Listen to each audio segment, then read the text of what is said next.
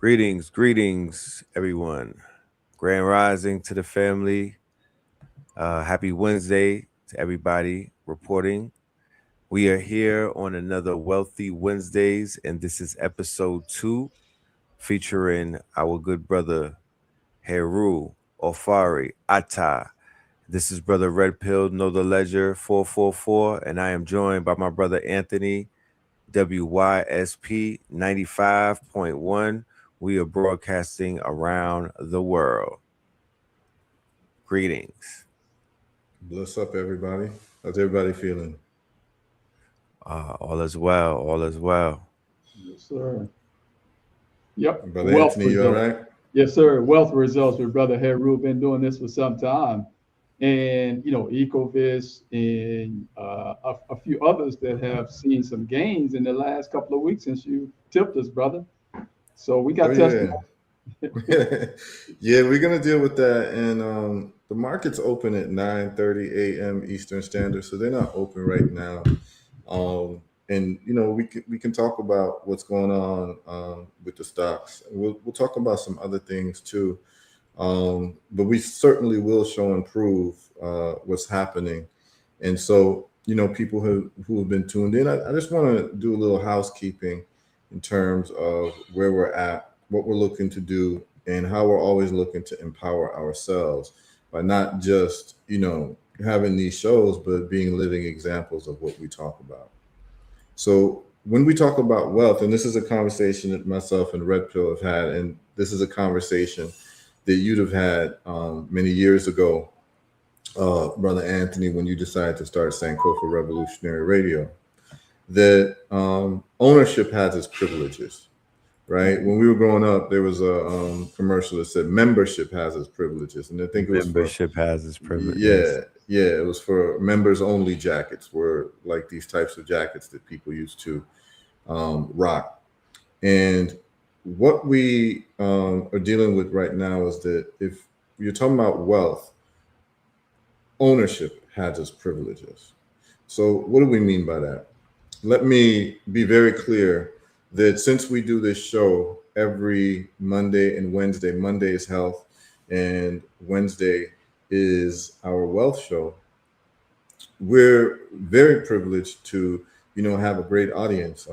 Last Monday, and as we started this as a joint conversation between myself and my uh, sphere of influence, Know the Ledge and its sphere of influence with his listeners, and also what Brother Anthony Muhammad has done with WSYP, Sankofa Revolutionary Radio, and his sphere of influence was happened because we've triple teamed.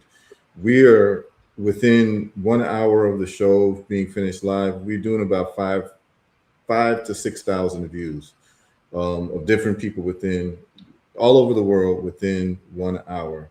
And we just started last week combining our forces. What that means is that we can expect to see exponential growth in our listener base because, Red Pill knows a lot of people, Brother Anthony knows a lot of people, I know a lot of people. And we put in work and we have what you call social proof.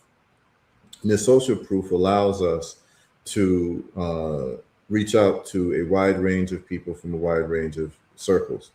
Now, what we're doing is we are using these platforms where a lot of people tend to congregate, which is YouTube, Facebook, and what have you. So people are tuned in right now because we're going live. Brother Anthony has extended his reach. Now we're visual instead of just an audio station where Sankofa now, has had thousands of listeners for over 10 years in different parts of the world. And now, he has a YouTube channel and a Facebook channel, which has, many followers and what have you. And Brother Red Pill has the same. Now, here's the deal. The deal is that we are broadcasting on Facebook and YouTube. However, we do not own Facebook and YouTube. This is very, very important for people to understand where we're going with this. When I say that ownership has its privileges, when we're on YouTube, particularly YouTube, when we are on YouTube, and we are talking about very sensitive things around the growth of our people, there tends to be opportunities for those people who own those platforms, Mark Zuckerberg's and the people who own Google, to indiscriminately censor what we're talking about. So for instance, on Monday's show, when we talked about health, that show has been taken off of YouTube on both my channel and Know the Ledge Radio, and I'm sure on your channel as well, Brother Anthony. That particular show where we gave people a lot of health information that could save their lives. YouTube determined on its own that it is going to block that access to information. Very fortunately, you know, we have it recorded, we can put it in other places. But the point of what I'm saying is that they say God bless the child who's got his own. So what we're going to be doing is that we're going to be letting people know through our Facebook followers or YouTube followers that we're on live. But at some point during the shows, we're going to be transitioning to our own properties. And so, you know, Brother Anthony has Sankofa Revolutionary Radio, WYSP.com, 95, what is it, 951.com, where you can just go straight there and listen to the show. We'll also be embedding these live feeds, visual feeds, because a lot of times I share documents or charts that you can look at. So it's more than just audio. You'll be able to go to his website and see the show unadulterated. On my websites, herbalresults.net, every Monday, we are going to be streaming live. Whatever you're seeing on YouTube, whatever you're seeing on Facebook, you'll be able to see on our website. And so yesterday, I took time to actually put live streaming on all of my websites so that when there is any type of blockage from the so-called powers that be where we congregate, we have control of our message. This is very important. There's no talk about wealth. There's no talk about any of this, even health, if we're still relying on the same people who mean us no good, right? The powers that be to run Facebook and YouTube have nothing to do with the upliftment of our community. We're only on there because our people tend to congregate there. But what we're going to be doing for people to get used to it, Know the Ledge has a website. What Brother Phil's going to be doing is he's going to be still giving you this great information, this great entertainment and all that. But you all are going to start getting used to transitioning over to these websites, because these are sites that we control so that Brother Phil can create his own version of YouTube, right? Because what's happening is that we are renters on the property of YouTube and the property of Facebook. And therefore we get treated like renters. But we want site control. The reason why you want to own real estate is not only because you're able to get appreciation of value, but you also are able to have site control, where a landlord can come in and tell you, oh, I don't want you to paint your wall this way. I don't want you to have friends over at, you know, your house at a certain time and what have you. That's essentially what YouTube does whenever people talk about health or people talk about wealth or politics that they don't agree with. And it is their right to do it, by the way. I do not feel any sense of entitlement to have freedom on YouTube or Facebook because it is not my property. This is very clear. This is, you know, the world is not fair. The world is run by jungle politics, right? It's basically whoever is stronger. And so it behooves every single one of us, those of us who love this type of information, to understand that our presence on YouTube and our presence on Facebook further enriches them with our content. This is the same thing that happened with Black musicians from all parts of the world who get signed to record labels owned by other people. Those people monetize the content where the singers are basically renters of their own songs. Think about that. Okay? So what we're doing is we're going to make sure that you can go on to our websites, you can go on to our properties and see the live streams without having to worry about any type of censorship or any type of remediation from the so-called powers that be. And so I just wanted the brothers to chime in on this, because there's no point in talking about wealth if we're not talking about ownership. And we have to own our intellectual property, our live streaming, our content, and not be subject to any whimsical censorship that other people who mean us no good may have over us. Can you two brothers chime in on this? Well, you know, that was the thought of building WSYPOP 95.1. You know, we know how important media is and propaganda, and other folks and how they push propaganda, corporate media and some of the others out there, they push their own propaganda. So we created WSYP LP, and we're coming from that African-centered perspective and worldview.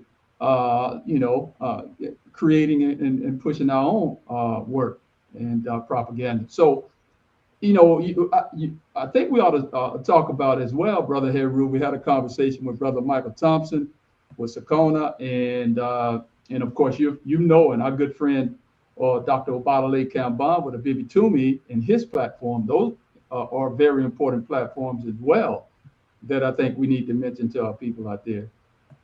Absolutely. There's a bbtoomey.com, which is basically African diaspora all around the world version of Facebook that my good brother, Dr. Obadale Kambon, put together because he saw that there was a need for us to congregate in different spaces where we can tell our own stories and solve our own problems without other people trying to censor us or monetize our content. Because right now on Facebook or YouTube or any of these places, they're able to monetize us. So here we are talking about solving our problems, and they're monetizing our content and trying to solve our problems and limiting our content through throttling, through shadow banning, through all types of things. So just for you all to know that we're here because we know that a lot of our people tend to congregate in Facebook and YouTube, but make no mistake that there will be a day where if you want to get Know the Ledge and Red Pill information, you're going to have to go to Know the Ledge website, just like you go to Facebook's website or YouTube's website or YouTube's app to be able to get this information, because we're not here to monetize for other groups of people who have no investment in us. You understand what I'm saying? And understand that every single time that you are on YouTube and Facebook, your attention is the currency. They sell your viewership and your hours spent on their websites to their advertisers. That's how they're making money. Mm-hmm. You understand? And so if we're talking about wealth, I want it all. I don't believe in fractions. Okay? I'm great at math, but I don't like fractions, which means that I'm not here to share with adversaries. I'll give you an example. For many years at Herbal Results, my company that makes the olive leaf extract and vitamin D and magnesium and has the cancer eradication book and what have you, and the protocols. We had our website and we sold on Amazon. And we're going to get into this conversation because people need to know this for the entrepreneurs. This is Wealth Wednesday, so I'm going to talk directly to our entrepreneurs. So most entrepreneurs, when you have a product, one of the things you want to do is get on Amazon. Amazon is where a lot of people buy products. And Amazon has created a lot of value for the customer because of its delivery methods, right? You can order something on Amazon in the morning and have it delivered to you the same day. Big up to Jeff Bezos for making that happen. There was a time when, that was not even possible. You look at Amazon's growth. Amazon started out selling books. And then he realized that, wait, a book is just a product. His mind at first was disrupting the bookstore model, right? Where you can buy books without having to go to a bookstore. So Barnes and Nobles and those bookstores actually started going out of business the way that Blockbuster Video went out of business once you had live streaming, right?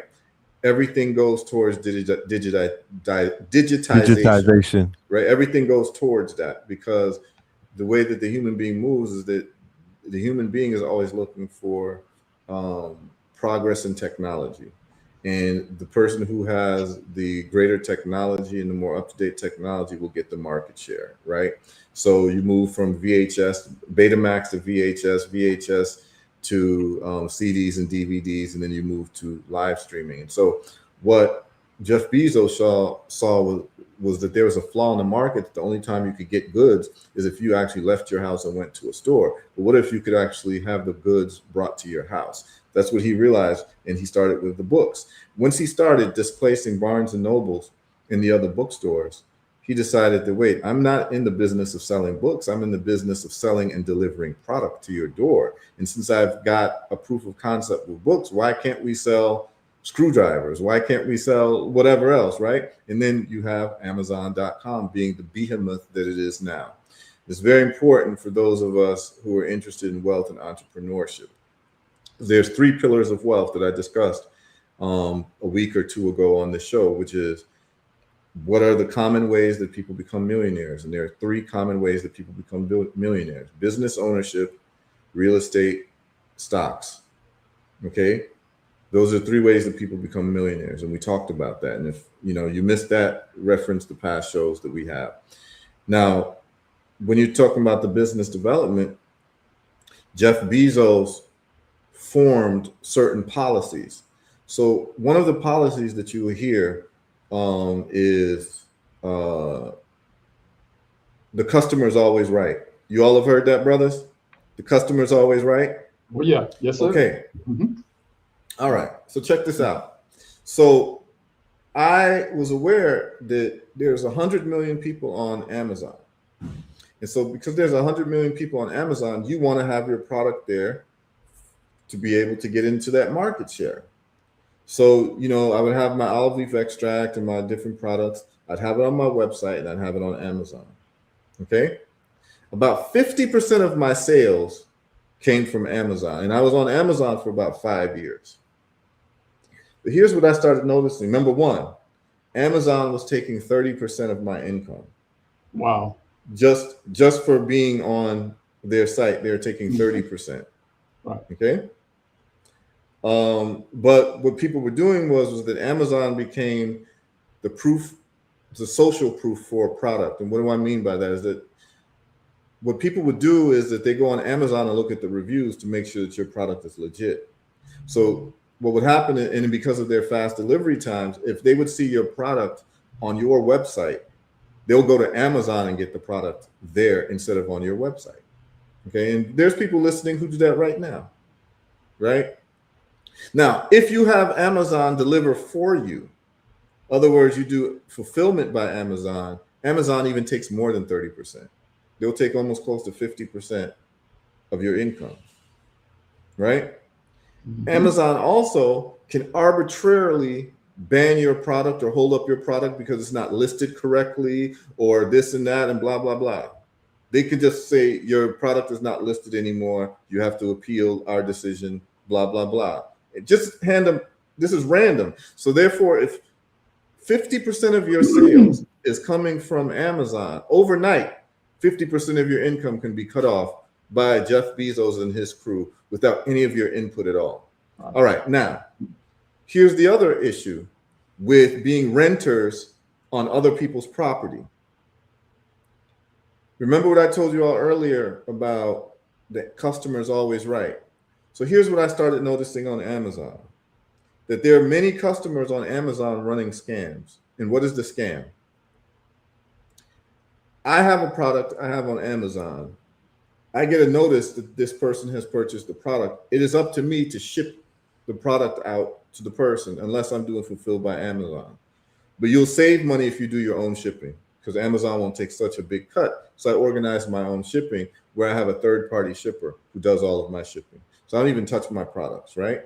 I have a third-party shipper. We can get into how that business is, that organization is set up. So you don't have to be shipping all of your products. You'll get a warehouse that does third-party shipping for you. They have a bot on your website that is attached to your shopping cart. Whenever there's an order, they print the label, pick your product, pack it, ship it to the person. They charge you a fee, right? Okay. Now, we can get into this, and this is how you set up business online. And the way I learned this, by the way, is a book that's about probably 20 years old right now called The 4-Hour Work Week by a guy named Tim Ferriss. Tim Ferriss. I talk about Yes. that a lot. Yes, the 4-Hour Work Week changed my life. Mine too. Yes, the 4-Hour Work Week was a book that I accidentally read in, I think, 2008, 2009. And when I read that book, it changed my life financially and as a business person as much as the autobiography of Malcolm X and the philosophies and opinions of Marcus Garvey changed my political and historical worldview. Okay, that's how monumental the 4-Hour Work Week was for me, because it basically showed you how you can automate everything and how you can do business and how you can use the internet, leverage the internet with products, and that you don't have to work for anyone if you know how to do this correctly. And we can do a show covering some of the principles that I learned from the 4-Hour Work Week, which is still applicable today. I can't wait, man. I Yeah. can't wait. We Did can you do read a the whole long tail as well. Yes. And we can do a show. We can do a show just on that, right? Yeah, in terms of let's business set and that up, products and the please. internet. Yeah, we could do that. We might even be able to touch on that next week. Okay. But here's the theme about ownership and doing business on Amazon. All right, so check this out. On Amazon, let's just say that you have the red pill sea moss, right? And people are buying it like crazy on Amazon, right? And you're getting orders and you're happy because every 2 weeks, so this is how it happens. Every 2 weeks, Amazon sends you a wire transfer. So you just be sitting down 2 weeks, you got $10,000 from Amazon, $5,000 from Amazon, and it goes on 2 weeks after 2 weeks, right? And that becomes part of your business income. All right, after Amazon takes their cut. So imagine if you're getting a $5,000 check and Amazon took 30 to 50%, that means you made close to $10,000 in revenue, but you're taking a cut of that pay because you are doing business on someone else's site. And your thinking is, I might not be able to get these sales if I'm not on Amazon, right? Because a lot of people like to buy on Amazon. So you'll bite the bullet. But here's the problem. Here's the scam with the customer's always right for Amazon. Do you know this? That you will deliver, United States Postal Service, FedEx delivers your product to your buyer and you get a tracking number. So you always get a tracking number. FedEx, USPS will tell you delivered at this person's doorstep at this particular time. Like it'll say delivered on Tuesday, April 7th at 12 p.m. or 12:01 p.m., right? So you have confirmation that it was actually delivered to this person's house in the address they gave you. Do you know that that same person who received your product can report to Amazon that they never received the product? And guess what Amazon does? That's right. Amazon will refund their payment to them. So they got their money back. They got their money back, and Amazon says, hey, customer, you're always right. But you, the vendor, the business person, is out of product. You lost your product. And what I noticed was I would get these violations, basically. Out of every 100 shipments, maybe 10 are saying that they never got their product. In which then Amazon is refunding them the money back, and I lost my product. I lost my money for my product because the person got the product and their money back. I'm not able to get the product back from them. It was about, I was starting to see around 10% of the orders were getting this type of notice that these people never received their product. And then you write back to Amazon, here's the tracking number that confirms that it was actually delivered to this person's address. And Amazon would still rule in favor of the customer. So you chalk it up to say, well, maybe the post office delivered to the wrong address and the person never got it, right? So maybe that could be it. Is that, you might put, 2020 East, Maple Street, and maybe the post office or FedEx delivered to 2010 East Maple Street. But what I started noticing, y'all, is that I would get no reports from customers who bought on my website. Now, this is very important. See, if I was only selling on Amazon, I would think that it was a mistake of the shipper, of the post office, or FedEx. But because I also had a sense of ownership and had my own property, which is herbalresults.net, I was able to compare 100 orders on herbalresults.net, 0 complaints of lack of delivery. I'm talking for 1 month, 2 months, 3 months, 4 months, 6 months, 7 months, 8 months, 9 months, 10 months, 11 months, 12 months. Amazon, within a year, I had maybe 120 to 200 complaints that they never got their product. Only with Amazon orders. That's when I realized the Amazon customers have learned how to run a scam to get products for free. Right. That's right. Right. Okay. So some people will say, hey, maybe it was stolen, right? Oh, FedEx just left it at the corner of your house, or they whatever. But then I started realizing, well, I'm doing the same shipments with FedEx and USPS on my website. But somehow nobody's ever complaining from orders on my website that they never got the product or that it was stolen. But every 10 orders on Amazon, I'm getting a complaint that they never got it. That, oh, it was stolen. Oh, it never got to my address, blah, blah, blah. And even if it shows that it was delivered with a picture on their doorstep that FedEx will do for you, Amazon will still refund them their money. I said to myself, you know what? I'm being taken for a fool at this point, and I'm becoming dependent on Amazon for my income, which makes me vulnerable. It's called a vector. So when you look at business analysis, you have what you call a SWOT analysis: strength, weaknesses, opportunities, and all that, right? And so I'm looking at it, I'm saying, well, one of the weaknesses of my business model is that I'm dependent on Amazon for 50% of my income. Here I am talking about liberation and freedom, but I'm shackled by Amazon. I said to myself, I'm going to have to bite the bullet and take a loss of people not being able to buy my products on Amazon and do 100% herbal results. So that if people really want the product, they're going to come to my website. And it's my job. I cannot piggyback off of the work of Jeff Bezos. That's the other part of it. Jeff Bezos did his work to make Amazon a brand. And so what you're doing when you go on Amazon is that you are piggybacking off of the work of Jeff Bezos. And I'm saying to myself, I don't want to piggyback off of anybody. I'm going to control my own destiny. I'm going to work my brand to be as powerful as Amazon. You see, like when you're looking at business, you should always say to yourself, who's number one and how can I take the gold medal from them? Because if you're not there to take the gold medal, then what are you doing? Okay?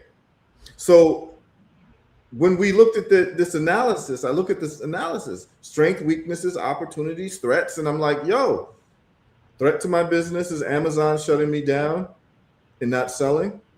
My weakness is the fact that 50% of my income is coming from Amazon. So when you look at it, I removed that weakness and I removed that threat, because invariably you'll get notices from Amazon literally threatening you that they're going to take down the listing because they didn't like something about your product. This is Amazon now. You just wake up in the morning, you're feeling great, you're doing great business. Amazon says, we're not listing your product anymore because of X, Y, Z. Or they can even say, we're not delivering your product anymore because the post office has a 10% late delivery of your products. And it's not even your fault, right? You say that like the post office is supposed to deliver in 2 or 3 days. The post office decides that they're backed up, or FedEx is backed up, and they start delivering your products instead of day 2, day 3. That gets reported to Amazon and it's not in your hands, and then they delist your product. So these are the problems of tying your wagon to another person's horse, particularly another culture's horse, who doesn't give a damn about you or what you're trying to do. So it's incumbent on us to always deal with ownership and developing our brand, as they say in Black America, getting it from the mud. because when you get it from the mud, you build your own foundation. I don't want to get it from Jeff Bezos' mud. I want to get it from HERU's mud. Know the Ledge wants to get it from its mud. Sankofa Revolutionary Radio wants to get it from its mud. That's the foundation that we're building upon. So what we're saying to our listeners is that if we're providing you value, what you're going to do is you're going to reciprocate, and you're going to come to our mud, and not the mud of YouTube, and not the mud of Facebook. Right. Because at the end of the day, they're monetizing you when you're looking for solutions for your life. Right. Usually these problems have been created by them in the first place. Right. So they create your problems of not giving you wealth or not teaching you how to be wealthy. And what you're doing is, everyone tuned into this show that tunes in religiously, they're looking for solutions to their problems, whether it's health or wealth. They're looking for tangible ways that they can increase their income within the societies that they're living in. And this is what I attempt to do every single week: teach you tangible ways, show you the numbers, show you my success, show you my failures. This is why I'm talking to you about Amazon. There's some of you right now who are thinking about putting their business on Amazon, and this conversation has changed your way of thinking. Is giving you another variable to think about, where, hey, if you do Amazon for some time, you might do it for a year, but then you're going to transition out of it. Just like how we're on Facebook and YouTube, and we're going to transition out of it, and we're going to go to our own properties. So start getting used to this, listeners, that if we're talking about Kuji Chagalia, which is self-determination, and what we stand for and what we do, what you're going to do as the listeners is we're going to start practicing Kuji Chagalia from the content provider's point of view and the listener's point of view. That if we're talking about ownership to you, the best example for us to be owners is for you to be tuned in, listening to what we're providing you on our own platforms, or else we would be hypocrites. Okay? So this is very important. This is very important. This is a very important conversation I wanted to have with the listeners, okay? So I'm going to stop here if you got any questions in what we're talking about. No, I don't have any questions, brother. I think we're on the same page here, and we're prepared. Not only talking, but we've been in communication with Michael Thompson, and Dr. Badalay is already. We already have presence there, and of course, now I'm doing the same thing as you, brother. Merchandise, products, and books. We're not selling with Amazon. We're selling at WSYP on the internet, our website. So you can get our products right there and also tune in right there. So we say our shade of that, my brother. Absolutely. And so this is what we're doing is that from now on, it won't be this week because I want to give the users an opportunity to get used to this. But by next week, y'all, we will be going live, but we're going to start making transitions in the middle of the show to give you all enough notice that, hey, if you're listening on Know the Ledge YouTube, you're going to have to go to Know the Ledge website. So maybe at 9:20 a.m. Eastern Standard, we make the transition. So we set the tone for the show. And when we get into the real nuts and bolts of what we're talking about, the real value will be on our websites. The real value will not be on YouTube, will not be on Facebook. We're only using it as a clarion call to let you all know, hey, we're live. And now it's time to, in the middle of the show, make the transition to the properties that we own, and then let's get busy. And that's what we're going to start doing starting next week. We're not going to do it this week because we know people aren't used to it right now, and we're working out some of the technical stuff. But right now, this is exactly what we are going to do. Okay? And this is very important for everyone to recognize that this is the habits of a people who are independent. We are not dependent on Amazon. We are not dependent on YouTube or Facebook for our survival. Woe be on to the person who relies on another person for their survival, or another group of people for their survival. Woe be on to them, So we are going to practice what we preach. and we're going to give people a grace period. You understand what I'm saying? So that's what it is. So I know we have a question about what's going on with the news. Um, Yes. okay, so this is what we're going to do.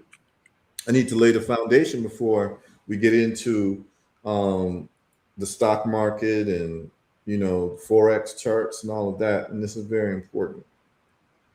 I need people to understand, even business, um, about what is most valuable in life.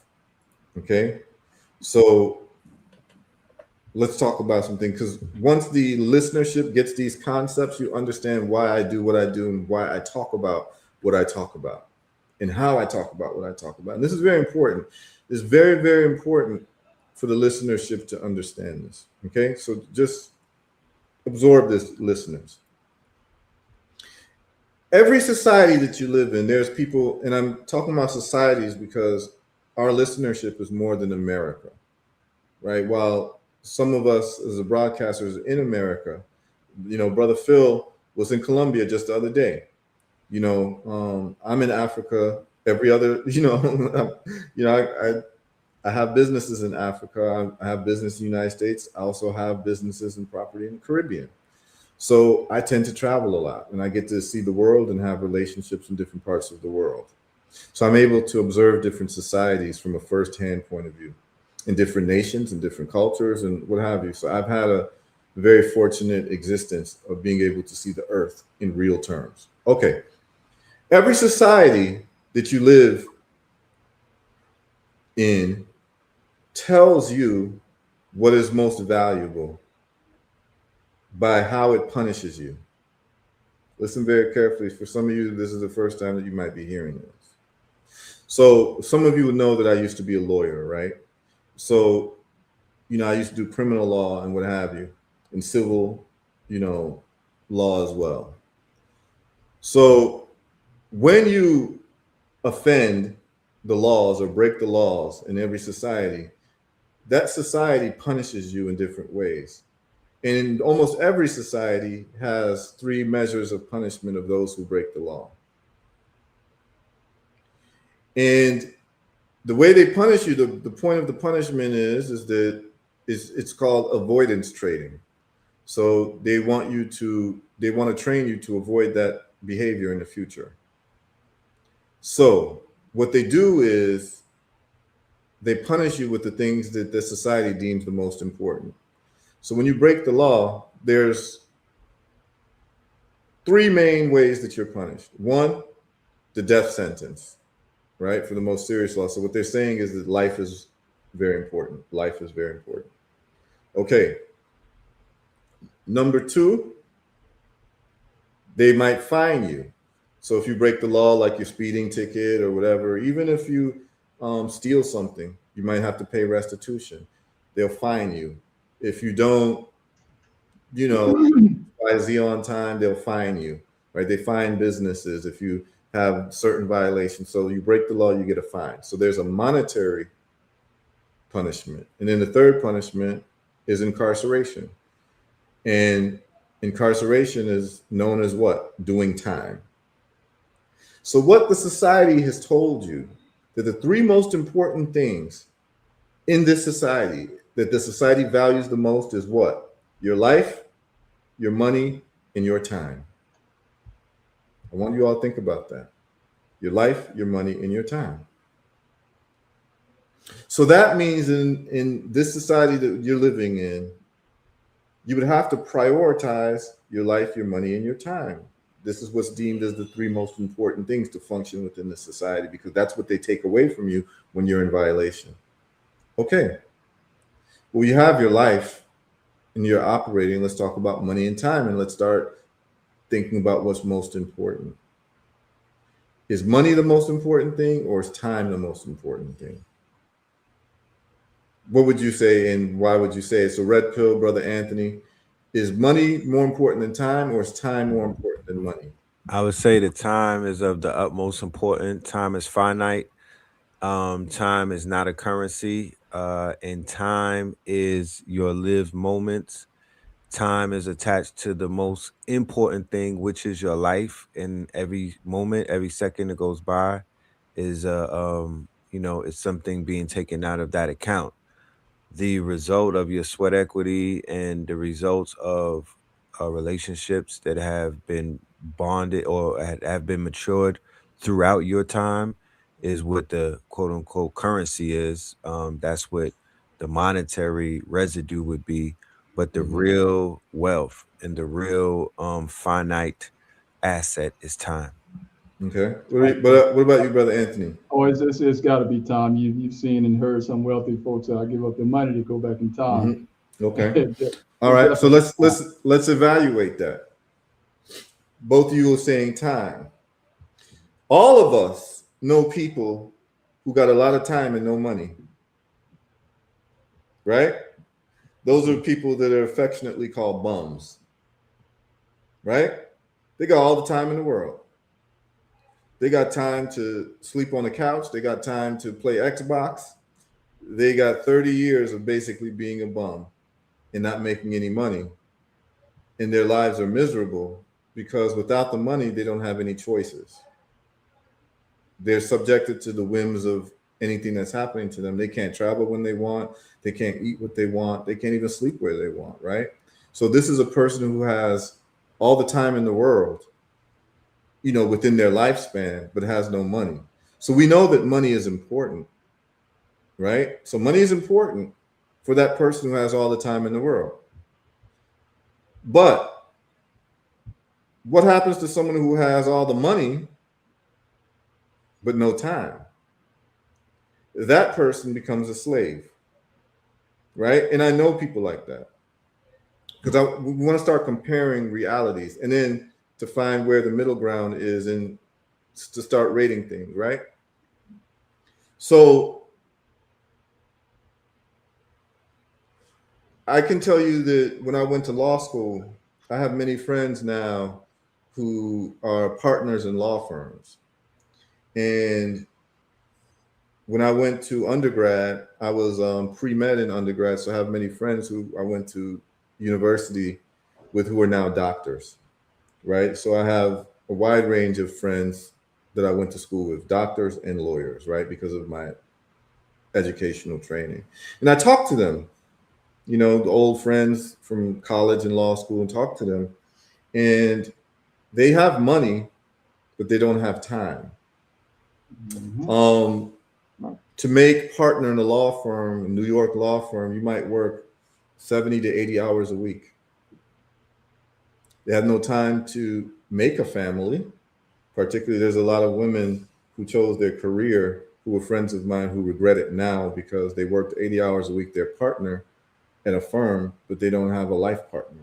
They don't have a husband, you know, or they don't have a relationship that has endured any length of time because they were always working. They were never able to raise children properly because they didn't have time. But they've got a lot of money. And basically, it's what we call the golden handcuffs, right? That it's made out of gold, but it's handcuffs nonetheless. All right, brother Um, Heru, yes. put a pin right there. Hold that point, man, because we're limited in time. We want to get all the callers on if we can. By the way, the call phone number is 205-417-7552. If it pleases you two, brother, let's go to the phone and talk to caller 317. You on with brother Red Pill and brother Heru. Good morning, good morning, good morning. This is Farmer John. Can we Okay, turn up the brother. volume a little bit, Brother Anthony? It's hard to hear, Farmer Yeah, you John. come off that earpiece, brother John, and speak directly in that phone. Phone number. Okay, can you hear me better now? Yes, sir. It's better. Oh, yeah. Um, I'm listening to what he's saying, and I'm in full agreement. Time is money, and if you don't have time, what good does it do you to be able to do and make a bunch of money if you never have time to enjoy it or to use it on the things that you want to that we're trying to get it for.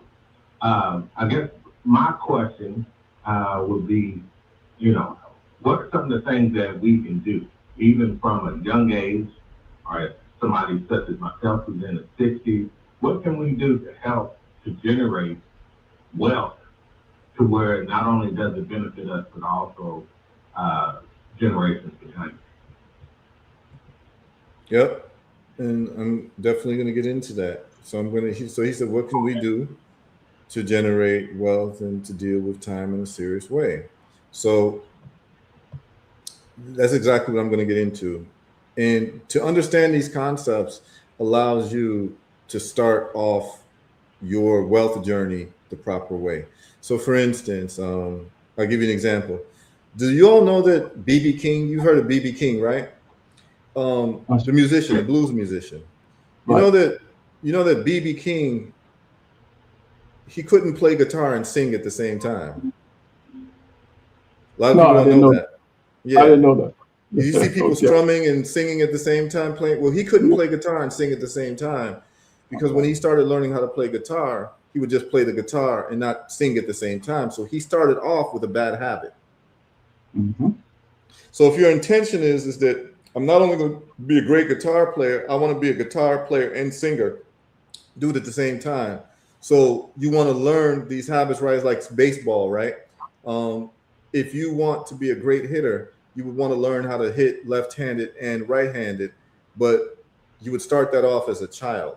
So you start the habits off right based on where you want to go.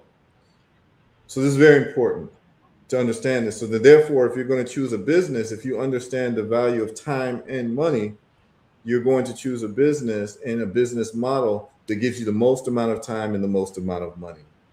See, a lot of times people get into businesses and don't maximize for those two things because they just have gotten into business and they end up being the guitar player who can only play guitar but can't sing at the same time.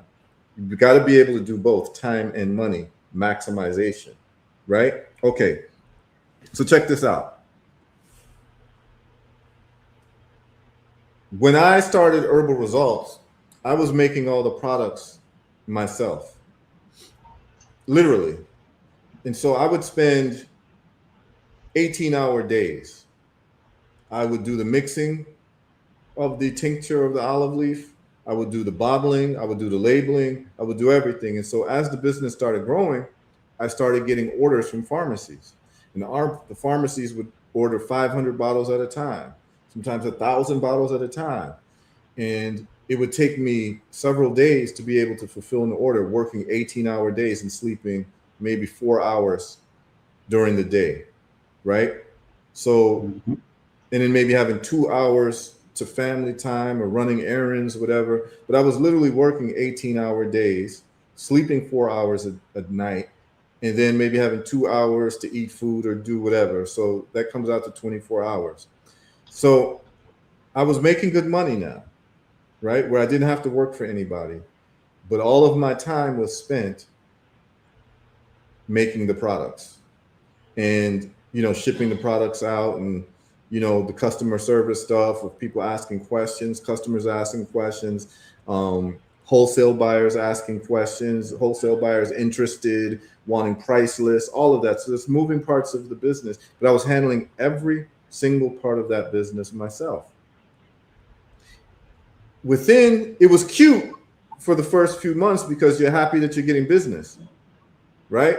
And you're making money, like more money than you ever made with a dream that you had of a product, right? Because we can also talk about the power of being able to come up with a concept in your mind and see it come to fruition.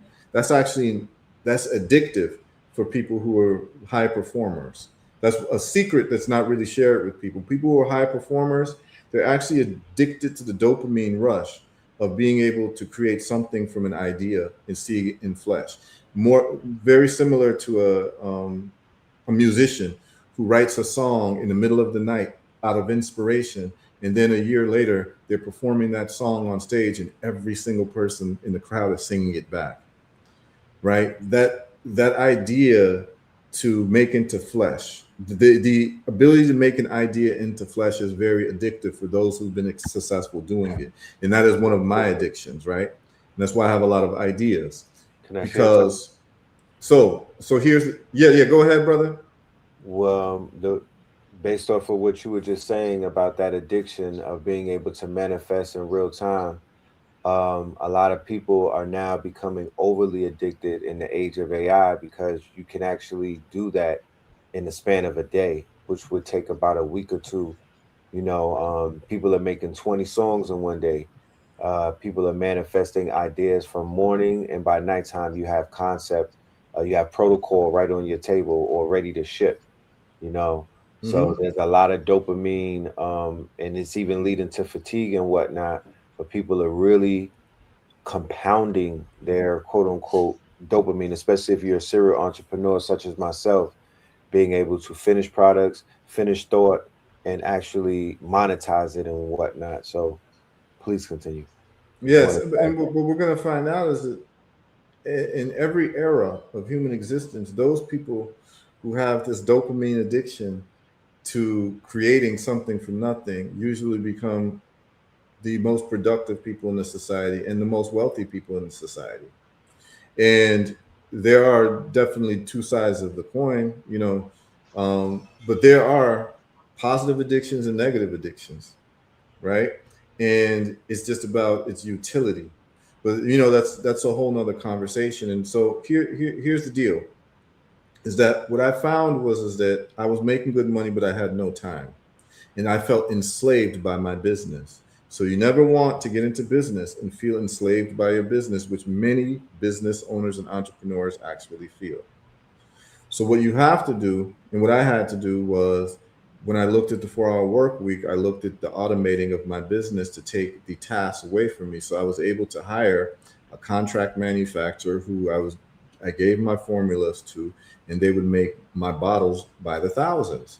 I no longer had to deal with the mixing and the pouring and the bottling and all of that because I got that outsourced. I no longer had to deal with the shipping. So I was able to get that outsourced as well with the third party shipper. And so realizing that time is actually more important than money. Money is important. Remember, life, money, time, those three things are important, but they're within a hierarchy. And all three things are actually necessary. So I don't want to say that none of those things are necessary. All three are necessary. And anyone who tells you that none of those are necessary, one of them aren't necessary, just look at their life and see if you want to emulate them, right? All three are necessary because money gives you choices, time gives you freedom. He who is in control of his own time is the freest person that you know, but the freer person is the person who's in control of their own time and their own money.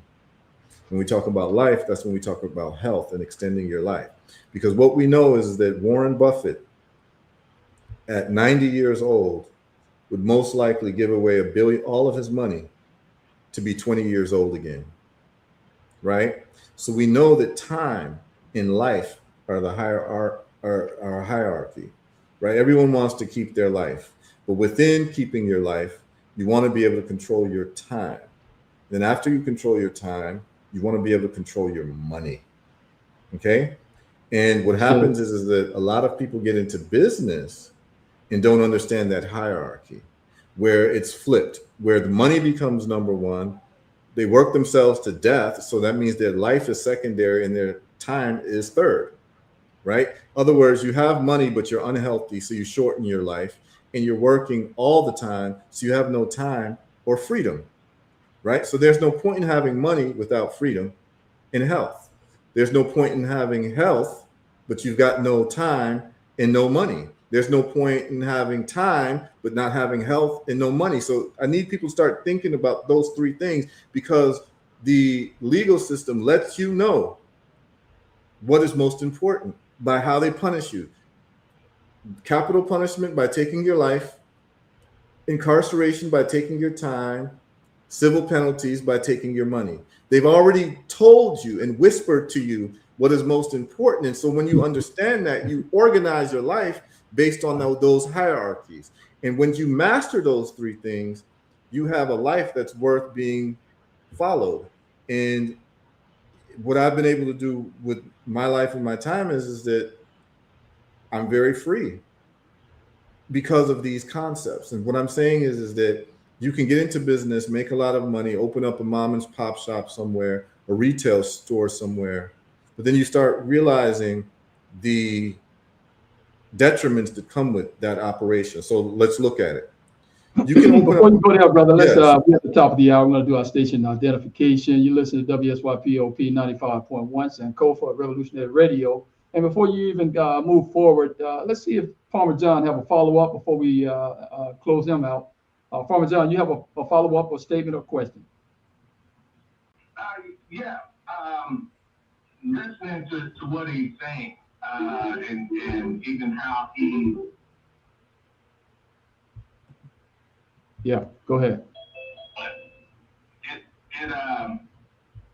It appears to me that if we learn how to collaborate with each other instead of trying to do everything ourselves, as many of us have tried to do, and we learn to collaborate and work with each other to build a system that can free us all up, give us all money and the time, and have us to live in a healthy environment. That will be the ideal ecosystem for us to try to develop, especially among our communities. Yes, sir. Yeah, yep. Good point. Thank you, Farmer John. Let's go to 813. 813, you on with Brother Red Pill and my brother Heru. I'm sorry. Can you hear me okay? You got to speak up a little bit. You're not got an earphone. Take that out for us so we can hear you better.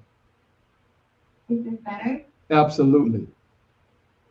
Okay, I have a quick question. I'm just joining in the call, so I haven't heard everything, but I hear you guys speaking on time and money. I have a teenager who just recently started his first job, and I'm trying to set him off on the right track financially.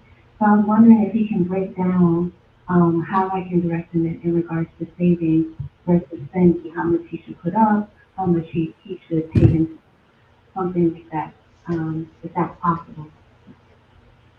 All right, Brother Heru. Yeah, I'll definitely get into that. A book that's instructive on like how much you should save is a book called The Richest Man in Babylon. And in there, it actually changed my life too. It just talked about pay yourself first. It's a very simple concept of whatever money that you get, whether it's weekly, monthly, you take 20% aside and you pay yourself first, and you put that into your own saving fund. So on a very simple level for your son, the goal is to save 20% of his income every paycheck. Now, I'm not one who advocates saving money, because I talked about in our very first episodes that when you save money, you actually lose money because of the rate of inflation being 8% per year, and the bank's paying 0.01% in your savings account. So you're actually losing 7.99% of your money's value every year that you save your money. And so the better vehicle is reinvesting it into assets. But to be able to reinvest into assets, you have to have certain knowledge of assets and how assets move. And that's what we'll be doing in this show when we talk about different investment vehicles. But remember that we stay with the 3 pillars of wealth. 3 pillars of wealth is business creation and ownership, real estate, and stocks. Okay? So if you want the greatest opportunity to be wealthy, you do what the greatest number and percentage of wealthy people did to be wealthy. We reverse engineer success. If you want to be a great basketball player, you want to watch the greatest basketball players and do what they did in terms of their practice. And so if you want to be wealthy and you want your son to be wealthy, it's important for him to study wealthy people and how they became wealthy. And you're going to find out that it was through business ownership, real estate, and or stock investing. You will find out that mainly people's wealth is held in their stock portfolio. Jeff Bezos' wealth is held in his stock portfolio. Elon Musk's wealth is held in his stock portfolio. So they don't even have $1 billion in cash, but they own $1 billion in equity. And this is very important because it grows while cash does not. But we're going to get into all of that.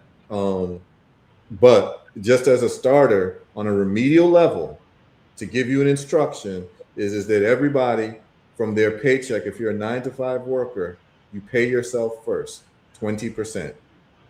Put that aside, and you do that over time, you'll be accumulating money. Then when you learn about assets, you can then deploy your savings into the assets that's going to cause you to grow. But it's going to require a little education and to start looking at the benefit of this asset versus that asset. And I covered that in the previous show when I talked about what it takes to build a successful business, all the moving parts of that, what it takes to successfully invest into a property, real estate, and all of the pros and cons and the moving parts of that. And then what it takes to successfully invest in stocks and what the pros and cons in that. And what we found is, to a consensus to the three brothers on the panel, is that it's easier to be a millionaire with stocks because it doesn't have all of the moving parts that the other two modalities have, right? And, you know, we can cover that again in another show, but it's very important for people to understand it. So when you understand the playing field, you're able to apply yourself at the beginning in the proper way so that you don't become a guitar player that can only sing one time and play the opposite time. You want to be able to do these things together because you started the proper habits. And this is what I'm trying to get people to do. I'm not trying to get people to become clones of me, but I'm trying to give you a way to think about the world that you can start applying yourself so that you don't fall into these pitfalls later on. So as I continue, when we start talking about building wealth through business, your question to yourself is lifetime and money. How do I prioritize these things in the proper order? And so what do I mean? That means that you want to choose a business or an investment that requires the least amount of time from you possible. Correct? This is what we're doing in terms of reverse engineering success. If you want to be able to control your time, because time is the second most important thing after life, right? It goes life, time, money, right? You want all three things, but you prioritizing in order of these three things. Then the question becomes, before I become wealthy, how do I want to become wealthy? Well, I want to do a business that requires the least amount of time from me. What does that mean? You start looking at businesses and you say to yourself, what are the main types of businesses? See how I'm breaking this down very granularly so that people understand. Well, it turns out that there's mainly two types of businesses. There's a service-based business and there's a product-based business. Okay? Service-based business and a product-based business. Those are two types of businesses. You're either providing a service for money or you're providing a product for money. What are the qualities of a service-based business? How do you make money with a service-based business? A service-based business, you're selling your time. I want y'all to think carefully about this. A service-based business, you're selling your time. So the only way you make money with a service-based business is through your time. So that means that your time is tied up with your business, and that money is a consequence of the time that you spend for your business. But if you're prioritizing time over money, a service-based business is the worst thing to be engaged in, because the only time you're making money, or the only moments that you're making money, is when you're selling your time. You never want to sell your time. This is very important. Very important. Very important. Look, before you go further, let's find out. 813. Did Brother HERU answer your question? You got a follow-up or statement? 813. No, I appreciate the lesson. I'll get that book for him. Thank you so much. Thanks for calling. All right, Brother HERU. Yeah. This is important to understand before you start getting into wealth creation. Because people are like, I gotta make money. But what I want people to do is just sit down and breathe, and let's just start looking at the playing field in the landscape of how we're going to get to the touchdown on this football field. You can get to the touchdown because the field is 100 yards. But do you want to get to the touchdown with all types of blockers in the way, or do you want to run a straight line to the touchdown? I prefer to run a straight line. Yep. I don't want to have, all these people I got to get past to get to that touchdown. So I want the smoothest way to get to the touchdown. Mm-hmm. And so because of that, a service-based business It's not the smoothest way to make money for your life, because a service-based business is predicated on you selling your time. Very, very important. I have friends who are lawyers and doctors, but the only way they make money is when they're selling their time. That's why they have time for nothing else. They don't have time for freedom. They don't have freedom, because every dollar they get is associated to them sacrificing their time and selling it. So you don't want to get caught up into that vicious cycle of the only time you make money is when you sell your time. So Now, if you get in, yes. On time, Brother Red Pill brought it up. Artificial intelligence and AI. How has that helped, or has it helped with time for those who service, do service? So artificial AI has cut down on the time variable to be able to accomplish a task. So those people who are in service-based businesses, your best friend is going to be your best friend, and your best hope to free up your time, right, is AI. That's right. Like, this is important for people to think about these things. And that's why I know Phil has a big focus on AI on his channel. And he's educating people on AI. But what he's doing is he's helping you free up your time. I'll give you an example. I'm working on a property development project in Ghana, right?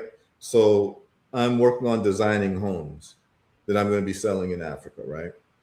Now, I could spend a lot of time on blueprints for a house, right, which would require CAD design, or even me hiring an architect, which basically I'm buying his time. Right. But I could actually go through AI and get a house design within 5 seconds. No limit in time. That's right. So now my time and my money is freed up because AI is able to take care of these details. So what's happening now is that people in service-based businesses, if you do not use AI, you will not be competitive. That's right. Because we can talk about this now, Brother Anthony, because I don't want to do all the talk. I don't want to do all the talking. We've had conversations because, a lot of people, we have behind the scenes conversations. I'm a retired lawyer. You're a practicing lawyer, Brother Anthony. Why don't you share with people what you got cooking with AI and what you're doing in terms of time and freeing yourself of time? It has helped me tremendously. If you don't know, I'm an attorney. And of course, I do a lot of third-party work with paralegals and those types of things. Guess what? I no longer need their service because of AI. Right. So, and furthermore, with AI, I've created my own dashboard to help out with forms and documents and those types of things, which I would use sometime a paralegal for. So it's tremendous in time, man. So you're right on point with that. Brother Red Pill, you make an add to this. Yes, Brother Red Pill, do you want to comment on AI and service? AI and service is a cheat code, AI and service is a cheat code. Coincident.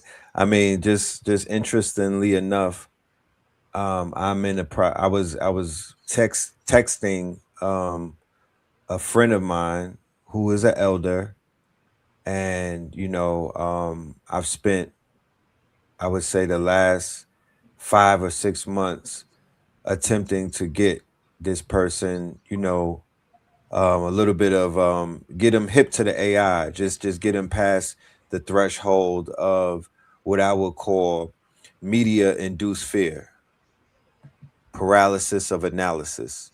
People are allowing the media, who has the same media that put poison in their body, the same media that told them about Bitcoin and helped to keep them in poverty, the same media that keeps them as a quote unquote docile robot, basically what we would call an NPC, right? Not allowing people to see their full potential, keeping them under the spell, keeping them brainwashed and whatnot. And the latest brainwash that they're rolling out is to keep our people away from technology that happens to be free and open source. One of the most cutting edge breakthroughs in terms of democratizing tools of industry that we've ever seen, right? We've never had a time like this where we had access to tools of industry, and the quote unquote entry point or the entry level was basically the bar was so low that anybody could enter, right? Because remember when you could not even participate in the stock market unless you had a certain amount of money in order to even be even to talk to a broker. Mm-hmm. So we're in that period now where we have access to some of the most state of the art tools that the consumer can put their hands on, right? Because people have to come to conclusions as to who they are. We are consumers, ladies and gentlemen. Those that are prosumers, that are into enterprise, you have a different type of access than a consumer has. Even when it comes to AI tools, you have more powerful tools. You have the trillion-dollar, billion-dollar businesses will work with you as a more as a valued customer or as a valued partner versus somebody that's paying SaaS, subscription as a service, the $20 a month. Yeah, the customer is always right, but you won't even get the benefits of compute time, speed, efficiency, customer service if you have an enterprise plan. So we are now in a day and time where the playing field has been leveled. The tools are powerful tools, power tools, no code tools. You literally could, if you work at a corporate America position, if you put together a proper strategy, you could be that corporate, that business's competition in less than 6 months. You talking about getting fired from a job? You could actually take over a job or you could disrupt an entire industry with the knowledge that you have utilizing AI properly. And this is real talk. Like, this is very real, and it's happening now. And I mean, I just want people to know that with artificial intelligence, you're able to do the job of 20 people. Anything that's digitally done, that can be done digitally, artificial intelligence will be able to do it better.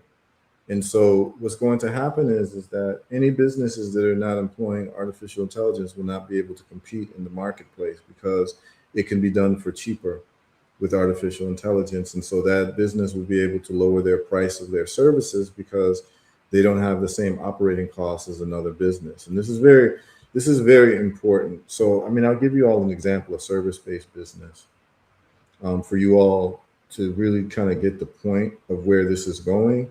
That if you do choose a service-based business, you're going to need AI to be able to compete. So let me make it very clear to people so that you understand the playing field before you enter a business and you decide that this is what I want to do to get wealthy, right?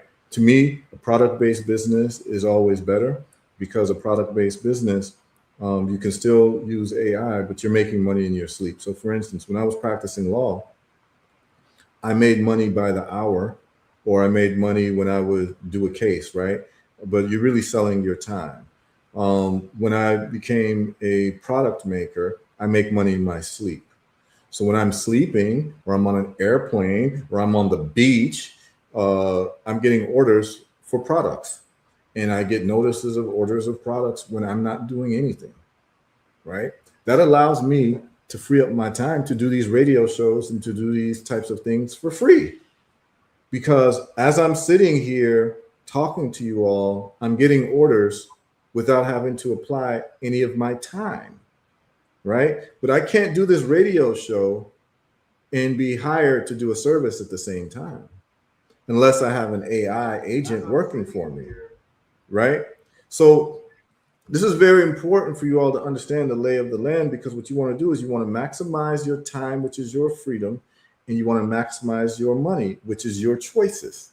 Money gives you choices. Time control gives you freedom. Money control gives you choices. Time control gives you freedom. Health gives you quality of life. right? And if you don't manage time and money, you're not going to have health in terms of quality of life. All of these things are very important to understand. So when you're doing something, you're able to do it with intention, right? And that's why we don't have these conversations enough, because a lot of people who've been successful in things aren't necessarily open to coming on shows for free to drop gems. But I can do this for free because I'm making money in other ways. So I don't need to charge people to talk to them to drop these types of jewels on you, because I have my situation already set up. And the best thing that I can do is just share this information with you for free. There'll be times where maybe there's master classes or whatever, but I need people to get a world view to understanding that wealth doesn't happen by accident. And the reason why wealth doesn't happen by accident is because those people who get money by accident, like win the lottery or gamble and win something, that money gets lost and gone. They say that the average time for someone who wins the lottery to go bankrupt is like 2 to 3 years. You see athletes with $100 million contracts going bankrupt because no one sat down with them to be able to explain to them a world view when it comes to life, time, and money. These conversations are very important. So a product-based business is what you'd want to do, but if you're going to do a service-based business, you'd want to use AI. And here's why AI is going to be indispensable. I'll give you an example. Someone comes to your door. Let's say you own a house and you live on an acre of land. Well, you're going to need someone to cut your grass, unless you're going to cut it yourself. Someone knocks on your door and says, hey, listen, I can cut your grass for $100 a cut. And he comes in, he has a crew of people. And this guy has to pay, the owner of the lawn care company, which is a service, has to pay 2 or 3 people for the labor of cutting your grass every week, right? Or every 2 weeks. And I'm giving you a real example because this is what happens to me. So when I'm in America, I live on over an acre of land, and everyone who lives next to me, all my neighbors live on an acre of land. The plots are big here where I am. And you have to have either someone cut your grass or you cut your grass. And so you hire people to do this as an extra cost of owning a house, right? So they're charging like $100 per cut. And he might make $30 because he has to pay his employees, right? Okay, so he's walking away with $30, the business owner, of that $100 because he has several employees that he has to pay per hour. Okay.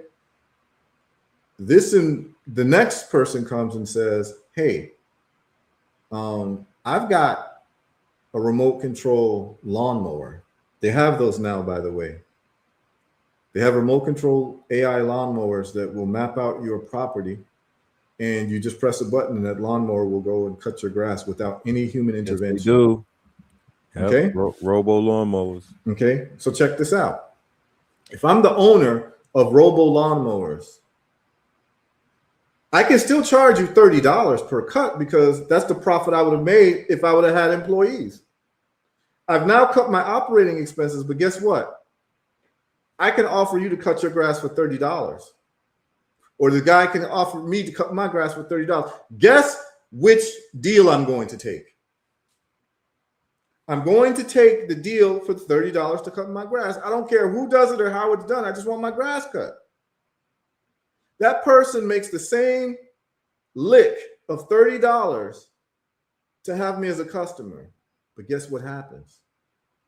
He gets the whole neighborhood because he's able to give the whole neighborhood a $30 deal. And he is now taken over the market share of everyone who's hiring human beings. What we're going to find out, and this is what people are going to need to understand, anything that has to do with human labor or human inputs will be financially irresponsible to hire a human being over AI. What do I mean by that? Every business has a fiduciary responsibility to its shareholders and investors. The fiduciary responsibility is to maximize profit. The way that you maximize profit is to scale your business for more customers and to minimize operational expenses. If a human being is more expensive to hire versus AI, why would you hire a human being that is going to, one, cost you more money, two, human beings need a lunch break, AI robots don't. Human beings want a vacation, AI robots don't. Human beings want healthcare, AI robots don't. Human beings want bathroom breaks, maternity leave, showing up to work late, turnover, new people have to be trained. Do you see how expensive it's going to be to hire a human being versus an AI as a company owner? See, there's a lot of people who get very disturbed by these conversations because most people are 9-to-5 workers. So this frightens people and they get very mad. But what I'm telling you is that the business owner, and if you become a business owner tomorrow, you will not be able to keep your business afloat if you have to hire human beings. And this is what is about to happen. And this is what's happening right now. Amazon is laying off 30,000 workers. UPS is laying off workers because everything is being done by AI now.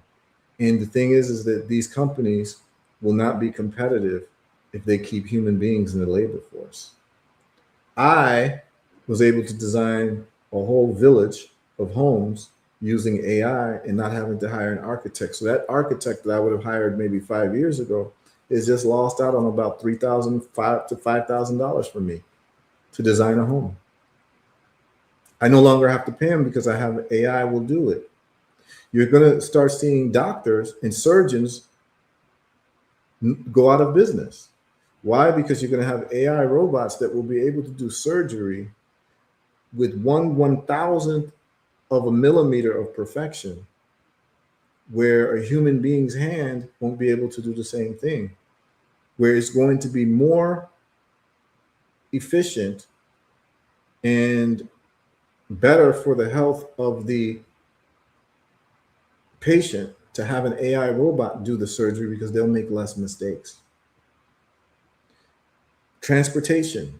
I've said this for years and people need to get ready for this. A lot of people who are in between jobs get a job driving for Uber or Lyft. Check this out. With autonomous vehicles that are showing that they're able to reduce accidents due to human error by over 90%. What's going to happen is it is going to be safer to have AI self-driving cars on the road than human beings driving a car. And your children and grandchildren, there's going to be a time where they're going to find it strange that we ever drove cars.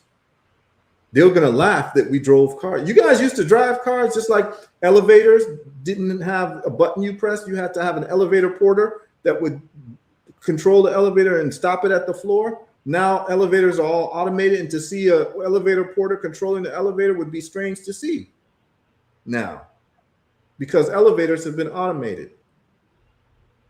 The whole transportation industry is about to have a complete makeover where there will be no transportation jobs. You're going to, right now in China, they've got trucks that are delivering. Amazon is getting trucks that deliver, drones that deliver without human intervention. Cabs, taxis now with the robo-taxis are going to be delivering human beings where there's no longer going to be a driver because guess what? Uber isn't going to want to have to share money with their drivers. So for Uber to stay profitable, they're going to not hire drivers anymore and have AI doing it. So now that the operational expenses have gone down and the accuracy of driving without accidents has actually increased, where it's going to be, and I'm telling you all this right now because the best way to be an investor is being able to accurately predict the future. What's going to happen, I'm going to tell you all this, and mark my word, it will be illegal for human beings to drive a car because they're going to figure out that it is more dangerous and more likely for a human being to cause an accident driving a car than a self-driving vehicle. So therefore, why would you have a human being drive a car if it's going to increase accident? Right, and they got the numbers. They have the numbers. The they have the margin numbers. Right, and even the margin of error in a medical institution, when you broke down the third leading cause of death is at the hand of the doctors. Yes, and check this out.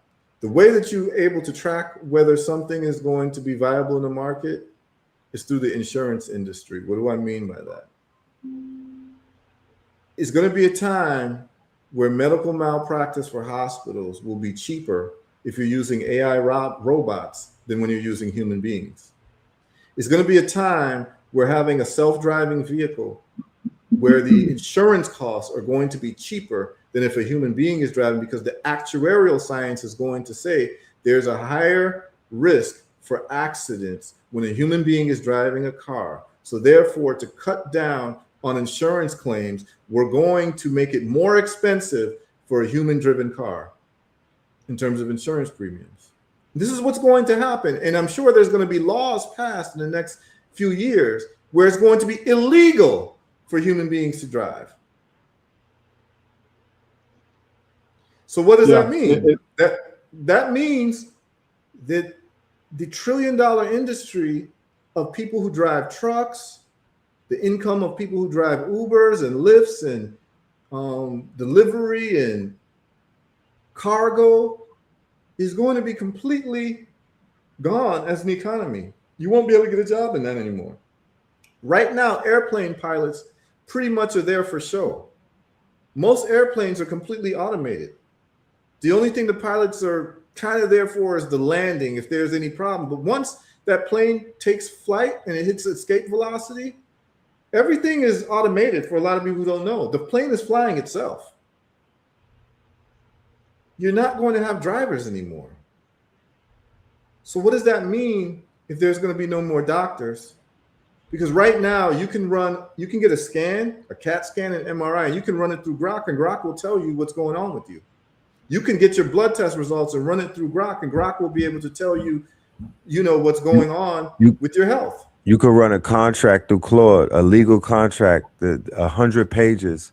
You could run your taxes, but you literally could run a legal document through Claude and Grok and get all your answers. All your answers. Yeah, so I'm glad you brought that up, Brother Redfield. I want to give a caveat on that, though. If you using these LLM for your personal information or anybody else, you got to be aware and protect the privacy and confidentiality of yourself and others out there. So you might want to get the enterprise version, which may give you that. So you don't want to get the free version, which may share your information, and others may get some of your personal information. So protect yourself on these. And another thing, you cannot totally rely on these LLMs. In the industry, they call it hallucination, and they tell you themselves, you may want to check us for errors. So if you're producing documents out there, you may want to review your documents, check for errors, and you can rerun it again on another LLM, and that will produce something different or may correct your errors. So be careful out there with personal information, confidentiality, and so you can protect yourself and others using these LLMs. Right. Once again, I recommend. I second that emotion. I second that motion. I recommend that when you're doing business, ladies and gentlemen, you take your business serious, and you have to put in time. You have to put in hours. You have to put in research. You have to treat the AI like a co-pilot, the same way that you would treat anything. Humans have a large margin of error when it comes to them hallucinating. I cannot tell you how many people hallucinate in front of me on a daily basis, how many people are in my Facebook inbox sending me videos from 8 years ago, sending me videos that make no sense, trying to trauma bond with me. They hallucinate more than the LLM. I recommend you have professionals inside of the AI space. The AI space is for professionals only. This is not something that, you know, somebody from the corner store could just pick up and start talking about. We should only listen to people that are actually accredited and certified at this point, because they are the ones that are going to help walk you through. They know how to set up frameworks. They know how to set up they know how to have the LLMs check one another. You know what I'm saying? But once again, the margin of error for human beings greatly outweigh the margin of error for the AI that sometimes hallucinates based off of how people set the LLMs up. Because to be honest with you, you should be using a RAG like Notebook LM, especially when it comes to specific information, because LLMs are trained on the entire internet. They're only specific. They're bound to hallucinate. Yeah, absolutely. Enterprise, And here's real quick. yeah, Make sure your business is an enterprise business. That's what I was saying earlier. If you're Right. going to get into That's right. business, don't get into hustling and try to get into AI. Get into business, become an LLC. You have to have a business email for even some of these companies, because they won't even talk to you if you don't have a business email. Get an enterprise plan. Don't penny pinch, Right. because when you get the enterprise plan, the algorithm of the AI is going to work with you more. They're going to give you more access. You're going to have more GPU time than you will as a free user, because in a free economy, it's always bottom tier. Right. right. So I mean, the hallucination piece that I want to say is like integrates what Brother Red Pill was saying, is that so if you have, like, let's say you have a law firm and you've got AI doing your documents for you, as the managing partner of the law firm, you have to sign off on the documents. You have to look them over. So even if you had junior associates, they make errors too. So you have to, be able to curate that. So there's a curation workflow that happens that you're going to use for AI. But what I'm telling you right now is that, like, in terms of teachers, professors, I think that industry is going to a lot of it's going to go away. And why am I saying that? So in the last few months, I've taken an interest in mathematical physics. And I've spent hours upon hours on Grok learning mathematical physics, just as a spare time hobby. And the amount of insight that I've gotten when I think back to when I used to study physics in university, what I learned in Grok within probably 3 hours outpaced everything that I learned in a whole semester of physics class. Like, really and truly, like the philosophical underpinnings of E equals MC squared, where light as a constant is squared, and what that means in relation to energy and matter, and that matter is energy over the speed of light squared. And why would matter have anything to do with energy and the speed of light?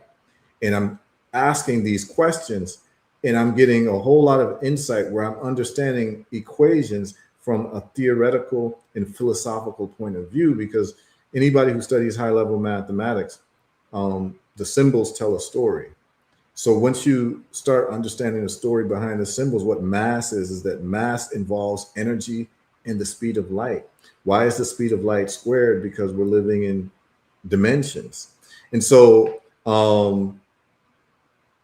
what AI is able to do in terms of quick advancement of understanding and quick advancement of accomplishment of tasks is unparalleled, where we're moving into a new world, y'all.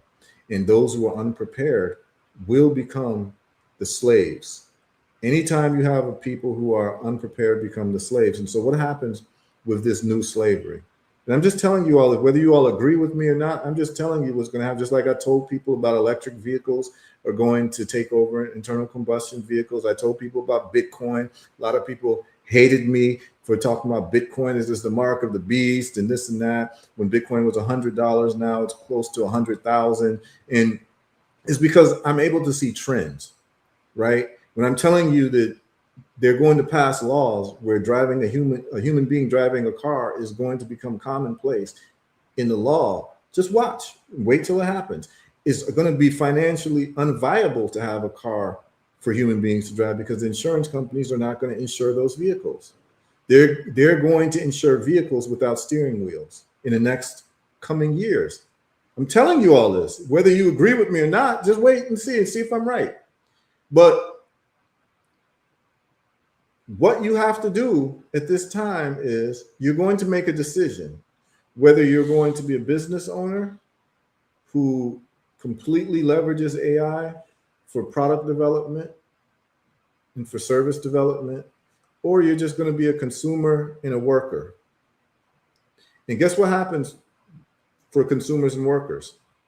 Well, you won't be getting jobs because it will be fiduciarily irresponsible for a company to hire a human being, especially when AI can do it for cheaper and faster. That's just the reality. Okay, you know what's going to happen? Governments are going to have to come up with universal basic income. This is just what it is. I didn't create it, the system. I'm just telling you what's going to happen. Universal basic income is when the government is going to cut a check to everyone just for existing. They'll figure out a number, maybe 30,000, 40,000, you'll get that. But what's going to come along with that? Because no one's going to be employed except for the people who own businesses. There'll be no labor force. Human labor is going to be displaced. I talk about this all the time when we have these conversations. It freaks people out. But if someone tells you that the hurricane is coming, don't just be freaked out or upset and disagree with what the person's saying, particularly if that person has a track record of telling you about hurricanes coming and being correct about it. I need people to listen carefully. Those of you who disagree with what I'm saying and all that, what I want you to do is start doing a proper assessment on your predictive qualities. In terms of the major things that have happened in the last 20 years, how well were you able to predict these things and capitalize off of it? And if you haven't been able to capitalize off of your predictive powers, then you might want to listen to what I'm saying to you. Because I have record. I've been making Facebook posts since 2010 and 11 about Bitcoin when Bitcoin was under $100, and I was able to buy a lot of Bitcoin under $100. I told people to invest in Tesla in 2015 because I knew the electric cars were just more value than an internal combustion vehicle. There's other people. I'm not the only one. So I'm not here tooting my own horn. I'm just telling you that you might want to suspend your emotions and just listen to a person who's telling you that the hurricane is coming and they were correct on the path of this hurricane for the last 10, 15, 20 years. A hurricane is coming, y'all. Don't get mad at me for reading the weather report. The best thing to do is understand how to protect yourself from the hurricane. How do you build a house to protect yourself from the hurricane? And this is what this conversation is about. And it's led here, and it has to go in this direction. You're going to have universal basic income, people, because there will be no employment for human beings because it will be too expensive and too inefficient to hire human beings. And business owners are looking for low expenses and more profit and more efficiency. Just like the job hires someone with more experience who's going to be able to produce faster for a cheaper amount of money. A basketball team will get rid of a contract of a non-producing athlete, a basketball player who has a $200 million contract. They would rather have someone with a $50 million contract that produces more numbers. This is just how it works, y'all. And so what I'm telling you is that it will be completely financially, fiduciarily irresponsible for a company to hire a human being in the next coming years because human beings are going to be more expensive and less efficient. So if you know that, how do you prepare yourself? Because the only alternative is universal basic income, where you'll be having a capped amount of money that the government provides you, which means that if the government is providing you money, the government can take it away from you when you become a persona non grata. You say something the government doesn't like Facebook, YouTube, they'll take you off and penalize you. This is what we're looking at, particularly for industrial society. And the only people who are going to be exempt from universal basic income are value creators, which means that it is your duty as a parent to teach your children how to become creators, value creators, in whatever time they live in whatever environment they live in. Your children are going to have to be engineers, prompt engineers, understand AI, and how to deliver value into the marketplace. Those are the only class of people who are going to be exempt from universal basic income. And those will be those people who have that dopamine addiction to creating something from nothing. If you're somebody who does not have that dopamine addiction, you better get it, because you will be subjected to universal basic income, which is basically government money. This is just what I'm telling you all. And this is not like whether you like it, you don't like it, it doesn't feel good. I'm telling you that the hurricane is coming, and really the winds are already here. The winds are already here, y'all. And the purpose of this show is to prepare you in the steps that I'm taking, the steps that Brother Phil is taking, the steps that Brother Anthony's taking. All of us are taking steps to leverage this new technology for our benefit. Those people who didn't leverage the internet for their benefit, where are they now? Those people who stayed with horse and buggies instead of the automobile, where are they now? It's very important. So, very quickly, we've been on long, and we probably have to get into this next week, or I might have a special session on HERU trades on my website. We might announce that maybe sometime this week if enough people are interested to go over the financial markets and what's happening. What I will tell you is this. Because of this so-called ceasefire, the markets went up.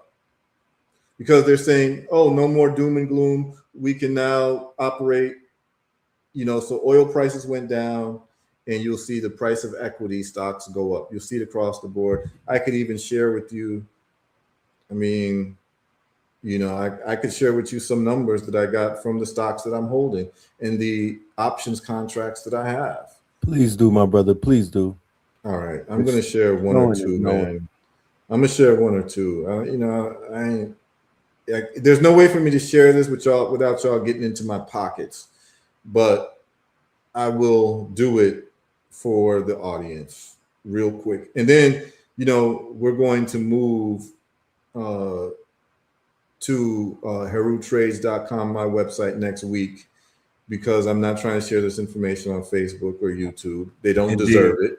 They don't deserve it, but we're going to give it a week leeway for us to get all of this together. Okay. Right. And for my KT aliens, scan the QR code that I have on the screen. That will bring you directly to the Patreon. The Patreon and the KTL University website, I'm using that as a bridge. If you are interested in this news, if you're interested in this topic, if you're interested in teachings like this, ladies and gentlemen, health and wealth, kinetic knowledge, I'm going to need you to begin to move over to Patreon, move over to KTL University. Like the good brother said, this is only the public square where we let you guys know what's going on and we speak to you in the public. Private conversations are not to be had in the public. When we speak about our health and when we speak about levels of our wealth, no one should be having that conversation in public, not just us. No one should be having. There's private conversations and then there's public conversations. When we start to really go in, it's going to be behind a paywall. It is going to be behind Patreon, or it's going to be on our personal websites in our territory, our quote unquote on our land. So we could say what we want to say, do what we want to do, and have the type of conversations where we don't have, because I told a good brother, I am not by any means going to ever in my life tell you to censor your speech. I'm not about to censor my speech. I'm not about to talk in codes. I'm not about to come up with code words. None of that. We want to be authentically ourselves and operate on a level of freedom and on a level of personal sovereignty with our message and with our demonstration. So, ladies and gentlemen, work with us so we could work with you. This that we're bringing to you, as you can see, the algorithm and the people on this platform, they are intimidated when we're not trauma bonding and when we're not talking about problems and when we're talking about solutions. and that's so good. That's so good. It's anticipated of them. Absolutely. So, brother Phil, I've just tapped in with my phone so people could look at my Robinhood. I got you up there. Okay, so we're going to learn how to work this real quick, y'all. What I want to be able to do is share. So I'm going to share. Okay, audio, edit, stage, you're on the show.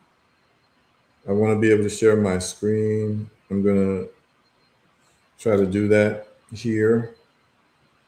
I may need to call in through the app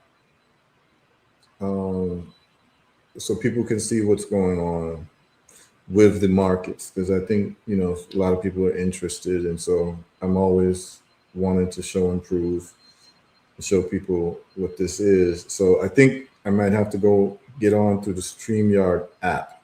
So I'm going to, oh, I am on the StreamYard app. Yes. It looks like on the StreamYard app, you're not able to share the screen. Oh yes, you're not. It's only through tablet and desktop. Okay, so let me try to get on again. So let me try to do it another way. Bear with me a moment, people, because we're going to show you what happens with the markets in real time and what those numbers look like. Okay, that says join the chat with everyone. Okay, comment stage. Okay, yes, so you're not able to share the screen. Okay, so what I'm going to do for y'all is I'm going to see if there's a way that I can properly share some of this information with y'all in the market. So, I mean, just very simply, man, I don't expect it to hold. I don't expect the ceasefire to hold because of Israel and how Israel gets down.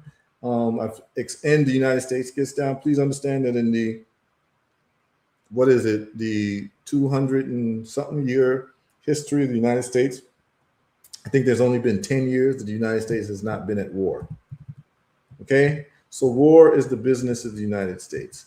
And I don't expect the ceasefire to hold. So whatever these prices are, I expect it to probably be temporary. But the markets did react, and they reacted very violently, because what they're saying is, hey, we are going to be back in business. Everything's going to be normal again. The price of energy is going to be stabilized, and now, you know, we can all make money again. So I believe that this is going to be short-lived. And so the price of oil, I believe in the long term, is going to keep going up, because I don't believe that the United States has the appetite for peace. I don't believe that Donald Trump, I don't believe that the war hawks, Pete Hegseth, and the Israeli advisors that the United States government actually has the appetite for peace. There is a plan for greater Israel, and they're the ones who fund the campaigns for most of your politicians who create these policies. That's why the only thing that the Democrats and Republicans can agree on is Israel.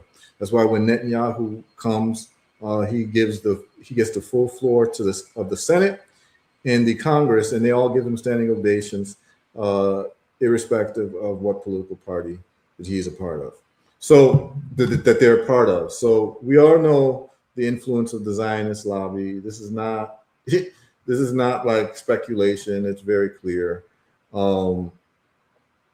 What is going to happen is that there may be some periods of cessation of hostilities, let's call it.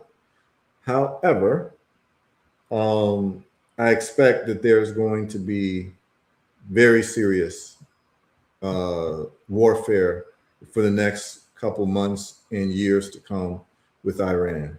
Okay, so I think that this is temporary, but I do not believe that it's going to be permanent. So the rise in the markets is strictly temporary. Okay, so what I'm going to do is I'm going to just share some stocks with you. And I'm going to show you the difference between investing in a stock and doing an options contract. So we can take something like Intel, and let me see what it looks like on the screen here. Let me, notifications. Let me just, I never use Robinhood desktop. So I'm just navigating. I use it as an app on my phone. So I'm just going to just do a couple things to get the navigation correct for you all. I got this looking the way it looks. Even I don't know why Robinhood doesn't make the app the standard, because the Robinhood app is actually very, very user friendly. The desktop is not as user friendly, but it's all right. Let's make it happen.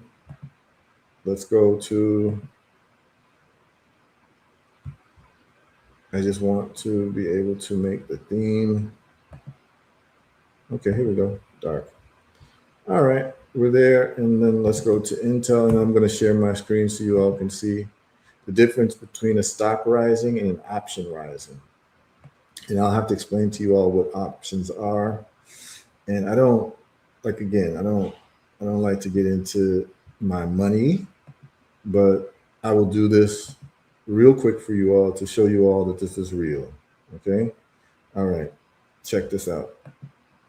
So, then I'm going to explain to you all what an option is. Okay. So I'm going to show you my investment in Intel. So Intel does computer chips and is involved in AI. And so because I know where things are going, right?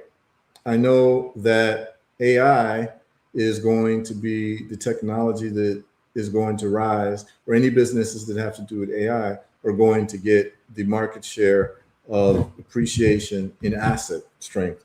Just like, so the way I want you all to think about this is just like, Brother Phil, you can make this, you can share the screen. I want you all to see this. All right. I'm only doing this for y'all. Next week, it'll be taken to my website, HERU Trades, and we'll be doing these types of exercises and things to show you what's going on. So this is Excel for today. If you want to see it better, just maximize the screen. So, I mean, this is Intel. So Intel, computer chip company, dealing with AI. Today, it has risen in value by 6.2%. Can you all see that? Are you able to see that, Phil? Yes, sir. Okay. Is Brother Anthony still on? Mm-hmm. Is Brother Anthony still on? Yeah, we can. Okay. Yes. All right. All right. You see that in just one day, if you'd invested in Intel, you'd have made 6% on your money. In 1 week, you'd have made 27% on your money. In 1 month, you'd have made 30% on your money. Okay? These are the type of numbers that we're seeing. In 1 year, investing in Intel, you'd have made 180% on your money, which is 2.8x. Compare that to put your money in the bank, which is 0.01%. Okay? So that means that if you'd invested $1,000, you would now have $3,800. By just putting your money in Intel and letting it sit there for a year. Okay? I'm not making these numbers up. Do you all see these numbers? Okay?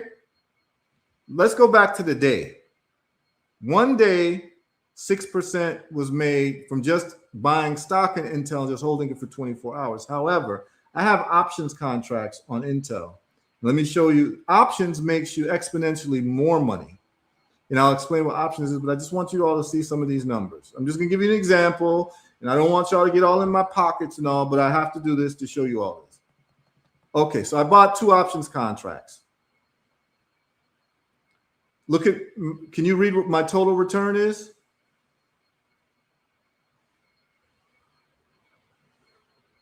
Can anyone, can Brother Phil, Brother Anthony, can you just read to the audience, what is my total return on this contract on my options? 248%. Yes. Total return. Yeah, total return. Yeah. Okay.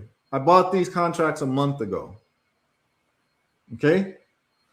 Now, I've made $5,000 profit on this contract, but I've made 3.5 times my profit. That's what this represents. So basically, I spent about $1,500 on this contract, and my profit is $5,000 so far.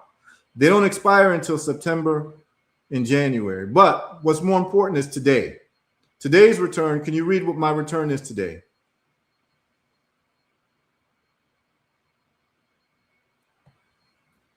Can someone read it? Yeah, that's $1,561. Yes. That's on today. You mean That's like just today? You mean like since the sun came up today? Since the market opened at 9:30 p.m. Wow. In the last hour and a half, I've made 26% on my money in 1 hour and a half, which equals $1,500. Now, I want you to compare that to if I would have held the stock for 24 hours, I'd have made 6.8%. You all see that?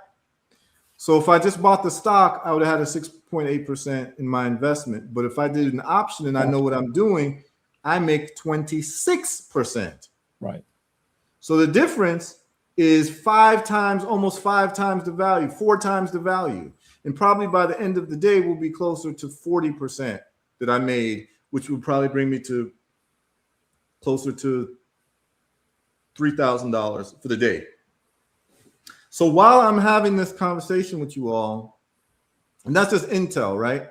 And I'm going to stop sharing the screen. And this is what it's like for different things that I'm in, right? I'm going to stop. I mean, I can go example after example, but I just don't want everyone all up in my pockets. Okay. But I'm just giving you all an example of what my day looks like.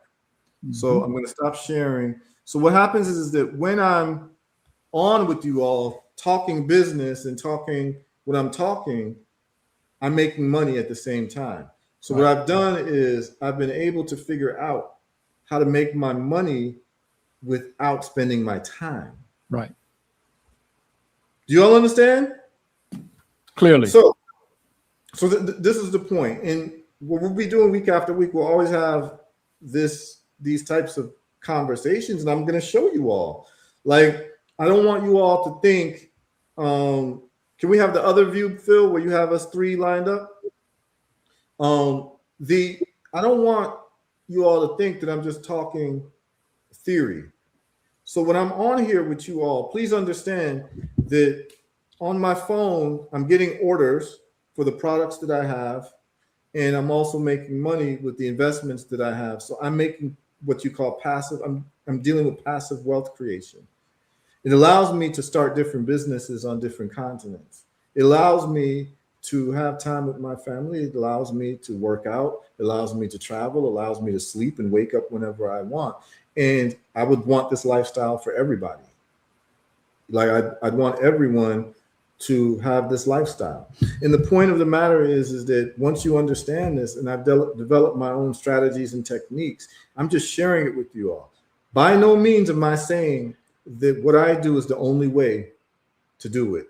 So I'm never going to tell you I've got all the answers and I'm the only person. No, but what I am going to tell you is that I've solved some things for myself, and I'm happy to share with you how I did it, right? And I'm happy to do it for free. It's no problem because I don't lose any money by telling you what I do. Now, as we transition to the end of the show, because really we were supposed to just do an hour, and we've given you over 2 hours of real ism. Like, we're giving you ism, and I'm not just going to be here saying, hey, do this, buy this stock and this and that. No, I have to give you a world view and an understanding of why I do what I do. Because a lot of people say, don't tell me about this, just tell me what stock to buy. And there's people like that.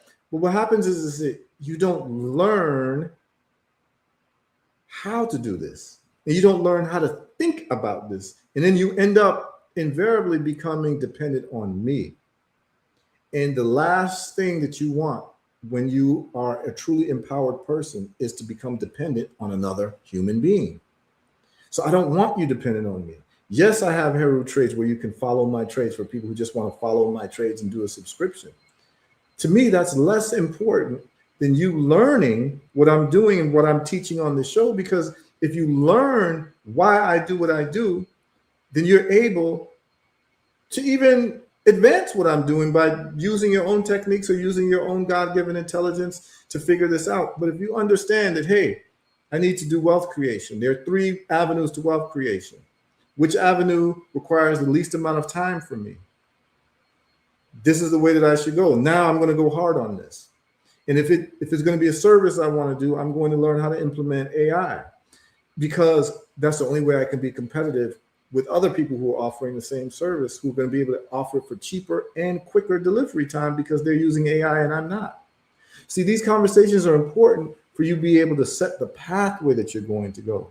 That's why I have these conversations with you. I'm not here to just give you instructions and tell you do this like you're robots. I'm giving you a way to think about these things, but I'm also showing you the results.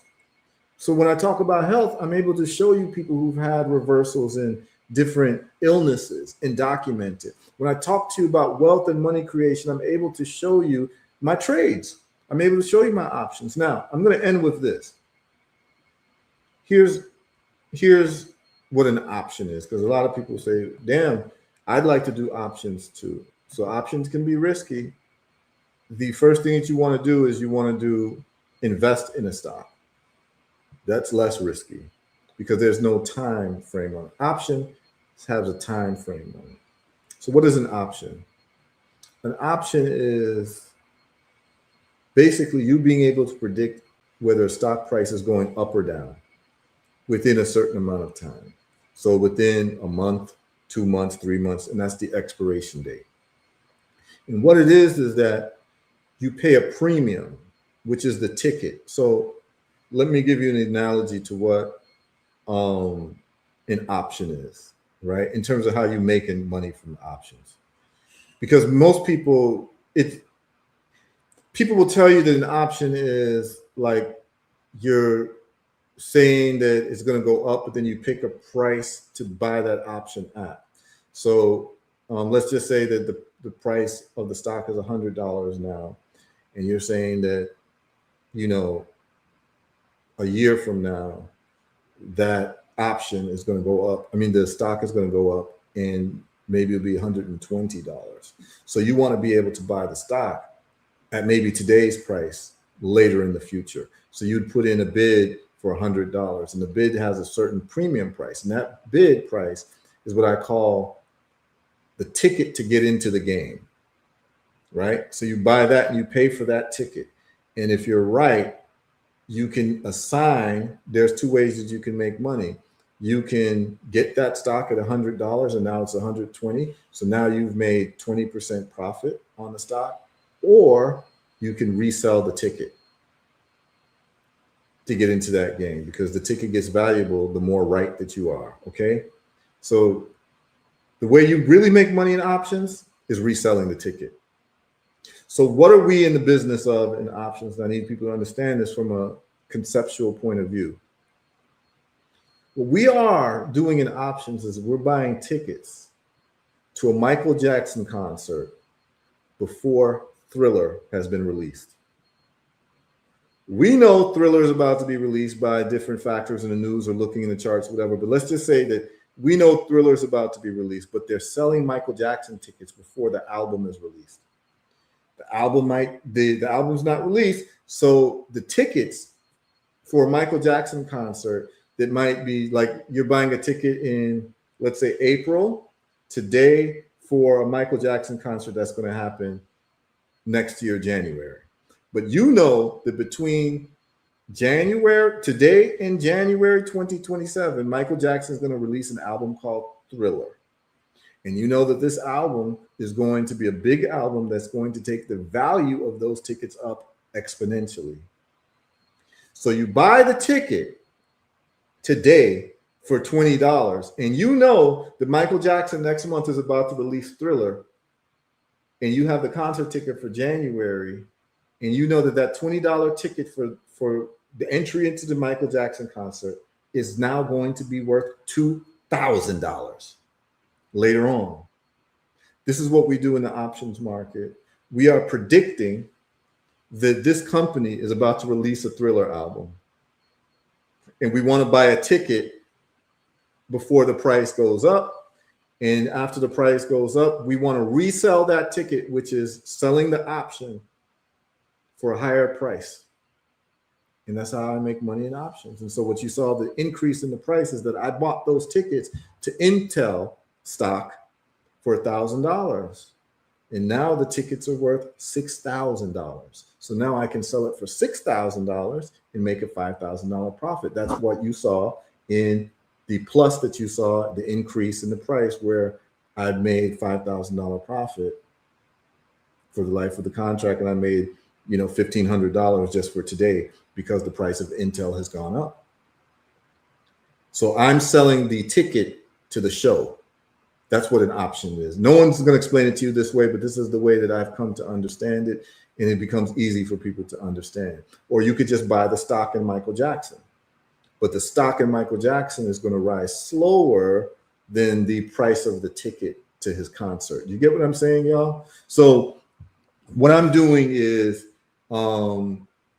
that activity, and I find it to be lucrative because I make more money selling options, buying and selling options, than I do, with stocks. I made great money with stocks, but I'm always looking to maximize my money and to minimize my time that I'm spending doing it. So options allows me to do that. So that's why I do it. You saw the numbers. I showed you the numbers of what it looks like for a stock increase for the day, which was 6%, but my options increase was 25, and right now it's at 32%. So as we're talking, I've made more money. So this is the way that we do it. I'll show you all the techniques. I'll show you all how to, what you all could do.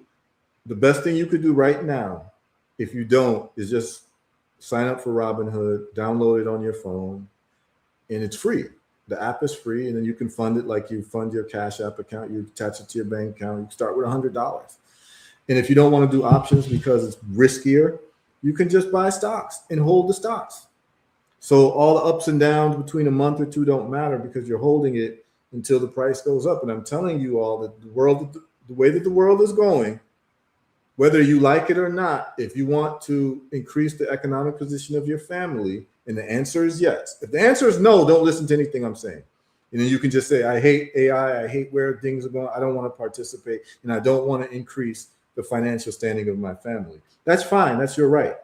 But those of us who do want to increase the financial standing of our families, we're using the trends of what's happening to understand that the horse and buggy is transitioning over to the automobile. And what we're going to do is we're going to invest in the automobile business and divest from the horse and buggy business because we want to be able to put our families in a better place. And there's people who would say horse and buggies for the world. Like I'm living and dying with horse and buggies and I'm going to curse everyone who's into automobiles. Right. That's fine. You can be that person. You can be that person. And so you stay with your horse and buggies. But if someone understands that I'm not partial to horse and buggies or cars, I just know that the transportation industry is going to increase in technology over time, and the new technology is automobiles. And so what I'm telling you to do is I'm teaching you to identify in these conversations, we get into this type of investing, how to identify the transition between horse and buggies to automobiles in all different types of ways. That's all I'm doing. That's the metaphor. If you want to stay with your horse and buggies, that's fine. But understand that automobiles are about to happen. And if you want to make money, you would invest in automobile factories and automobile companies. And so pretend that you're in the 1920s and you have a choice as to whether you want to keep your money and fall in love and stay in love with horse and buggies, or you want to invest your money into the automobile industry and make 10 times your income or 100 times your income or 1,000 times your income. If your answer is you're interested in investing in automobiles in 1920, as opposed to staying with horse and buggies, then this is the conversation for you. See, I'm not here to like force anyone into any conversation or debate anybody. Like, you're right. If you want to stay with the horse and buggies, you're right. Do that. But if you're interested in capitalizing off of what's happening with the new automobiles that are being invented, then this conversation's for you. And this is how you could make money off of that. So me and Red Pill and Brother Anthony Muhammad, we're not here to argue with you about your values and what you think is like the right thing to do. Do what you think is the right thing. But what we're going to do is we're going to notice what the trends are, look at the future, and be able to capitalize off that for the benefit of our families. So I could either work a 9 to 5. So let's just say I was working now. You all just saw, I'm not making it up. You all just saw between 9:30 and 11 o'clock, an hour and a half, I made $1,500 off of one play. Now, if I was working a 9 to 5 that was paying me $40 an hour, the question is, how many hours would Heru have to work to make that same $1,500? So what we're going to do is basic math. 1,500 divided by 40. I would have to work 37.5 hours, which is a whole week, at a $40 per hour gig. So I've lost a whole week of time, a whole 37 hours, when I could have just did a play with Intel and made the same amount of money. What would you rather have? This is the conversation that we're not having, that people are having, because people want to debate and people want to argue things from a place without looking at numbers. Numbers rule the world, y'all. And if someone is having conversations with you and there's no numbers involved, everything is just opinion. So you have choices in life. You either going to work a $40 per hour job, which is considered a good paying job. Most people getting paid $20 an hour. So if we did $20 an hour, you're working 2 weeks to make what was just made on an Intel play in an hour and a half. And when you start putting it that way, people say, I would rather do what you're doing. But this opportunity and this reality hasn't been presented to you. And you just happen to tune in for free to these channels, and you're getting this information. The choice is yours, what you want to do with it. But I'm telling you why the wealthy stay wealthy and how they stay wealthy and why they're on the beach all the time. And I'm on the beach with them. And you're slaving away at a job with people you don't like, because the only way that you've been told to make money is to be a wage employee, an hourly wage employee. And what I'm saying is that there's more to life than selling your time, because that means that you don't have your time for yourself. Okay? And you can start with as little as $50 when it comes to investing. $10 actually. Even Bitcoin, you can buy Bitcoin for $10. You can buy a stock for $10, which is called fractional shares. So you can't say this is just for wealthy people. You can get in investing with $10. The only thing stopping you is yourself and your ability to find information, absorb it, and execute, which is what I call kinetic knowledge. I showed you, if you just put your money in Intel, which is just literally going on there, putting $100 in your Robinhood account that's attached to your bank account, and buying whatever the equivalent of $100 of Intel stock is, and just folding your arms and sitting there for a year, you'd have made triple your money. This is the reality. I just showed you that. And if we know where the world is going with AI, you're either going to become a victim of it, or you're going to be someone who leverages it. Decide who you are and decide who you want your children to be. Over here in my house, where we're dealing with Marcus Garvey rules, which is about empowerment and self-sufficiency, we're looking for every single way that we can advance our position, where everyone is in an economy that's trillions of dollars and we're not even getting a piece of that pie. And we're looking for it to develop our people. I have other initiatives too that I'm going to discuss as time goes on. It's going to blow a lot of people away around engineering and manufacturing, because it's not just about accumulating capital. It's about actually controlling everything that you need by making everything that you need. I'm going to talk about that and how your children can get involved. We're going to be doing 3D printing. We're going to be doing reverse engineering. We're going to be making iPhones by taking them apart. And we're going to be doing a lot of things in this new platform that I'm putting together, because capital is just not to have capital, it's to be deployed. And I was able to, with my Tesla stock earnings, I was able to start a construction company in Africa because I invested in Tesla. That money I invested in Tesla grew so much that I was able to use some of it to start a construction company in Ghana and build water catchment, cisterns, where now the catchment systems that I use in that neighborhood is used whenever it rains. People in the neighborhood get free water because of my Tesla investment. So I was able to use my money to change people's lives in Africa by having different alternatives for water. Same thing can happen anywhere you are. So it's up to you what you want to do with the capital that you've gained with this knowledge that you're getting. Some of y'all are going to go ahead and buy Lamborghinis. Me, I'm going to buy factories. That's just the reality. But the choice is yours. But please understand that I don't want your money. I don't need your money. This is, we've been hurt too much as a people by people who are scamming. Even with HERU Trades, people have asked me to sign up with HERU Trades, and I tell them if they don't have any experience, like you've never had a Robinhood account, you've never had a trading account, you've never had a Forex account, I tell them do not trade. Do not sign up. I don't want your money, because you need to know the basics before you follow what I'm doing. So I don't want your money. I don't want you to sign up if you're a newbie. If you're a newbie, you're going to need to start an account, learn how to even press buy for a stock. You know what I'm saying? You'll be wasting money giving me a monthly subscription of $300 a month to follow my trades, and you don't even know how to execute a trade, right? This is the point. And then if you start making money and what I'm saying turns out to be true for you, you just keep doing it. And if it doesn't work, you ignore me. But I'm here to show you the results of what I'm talking about.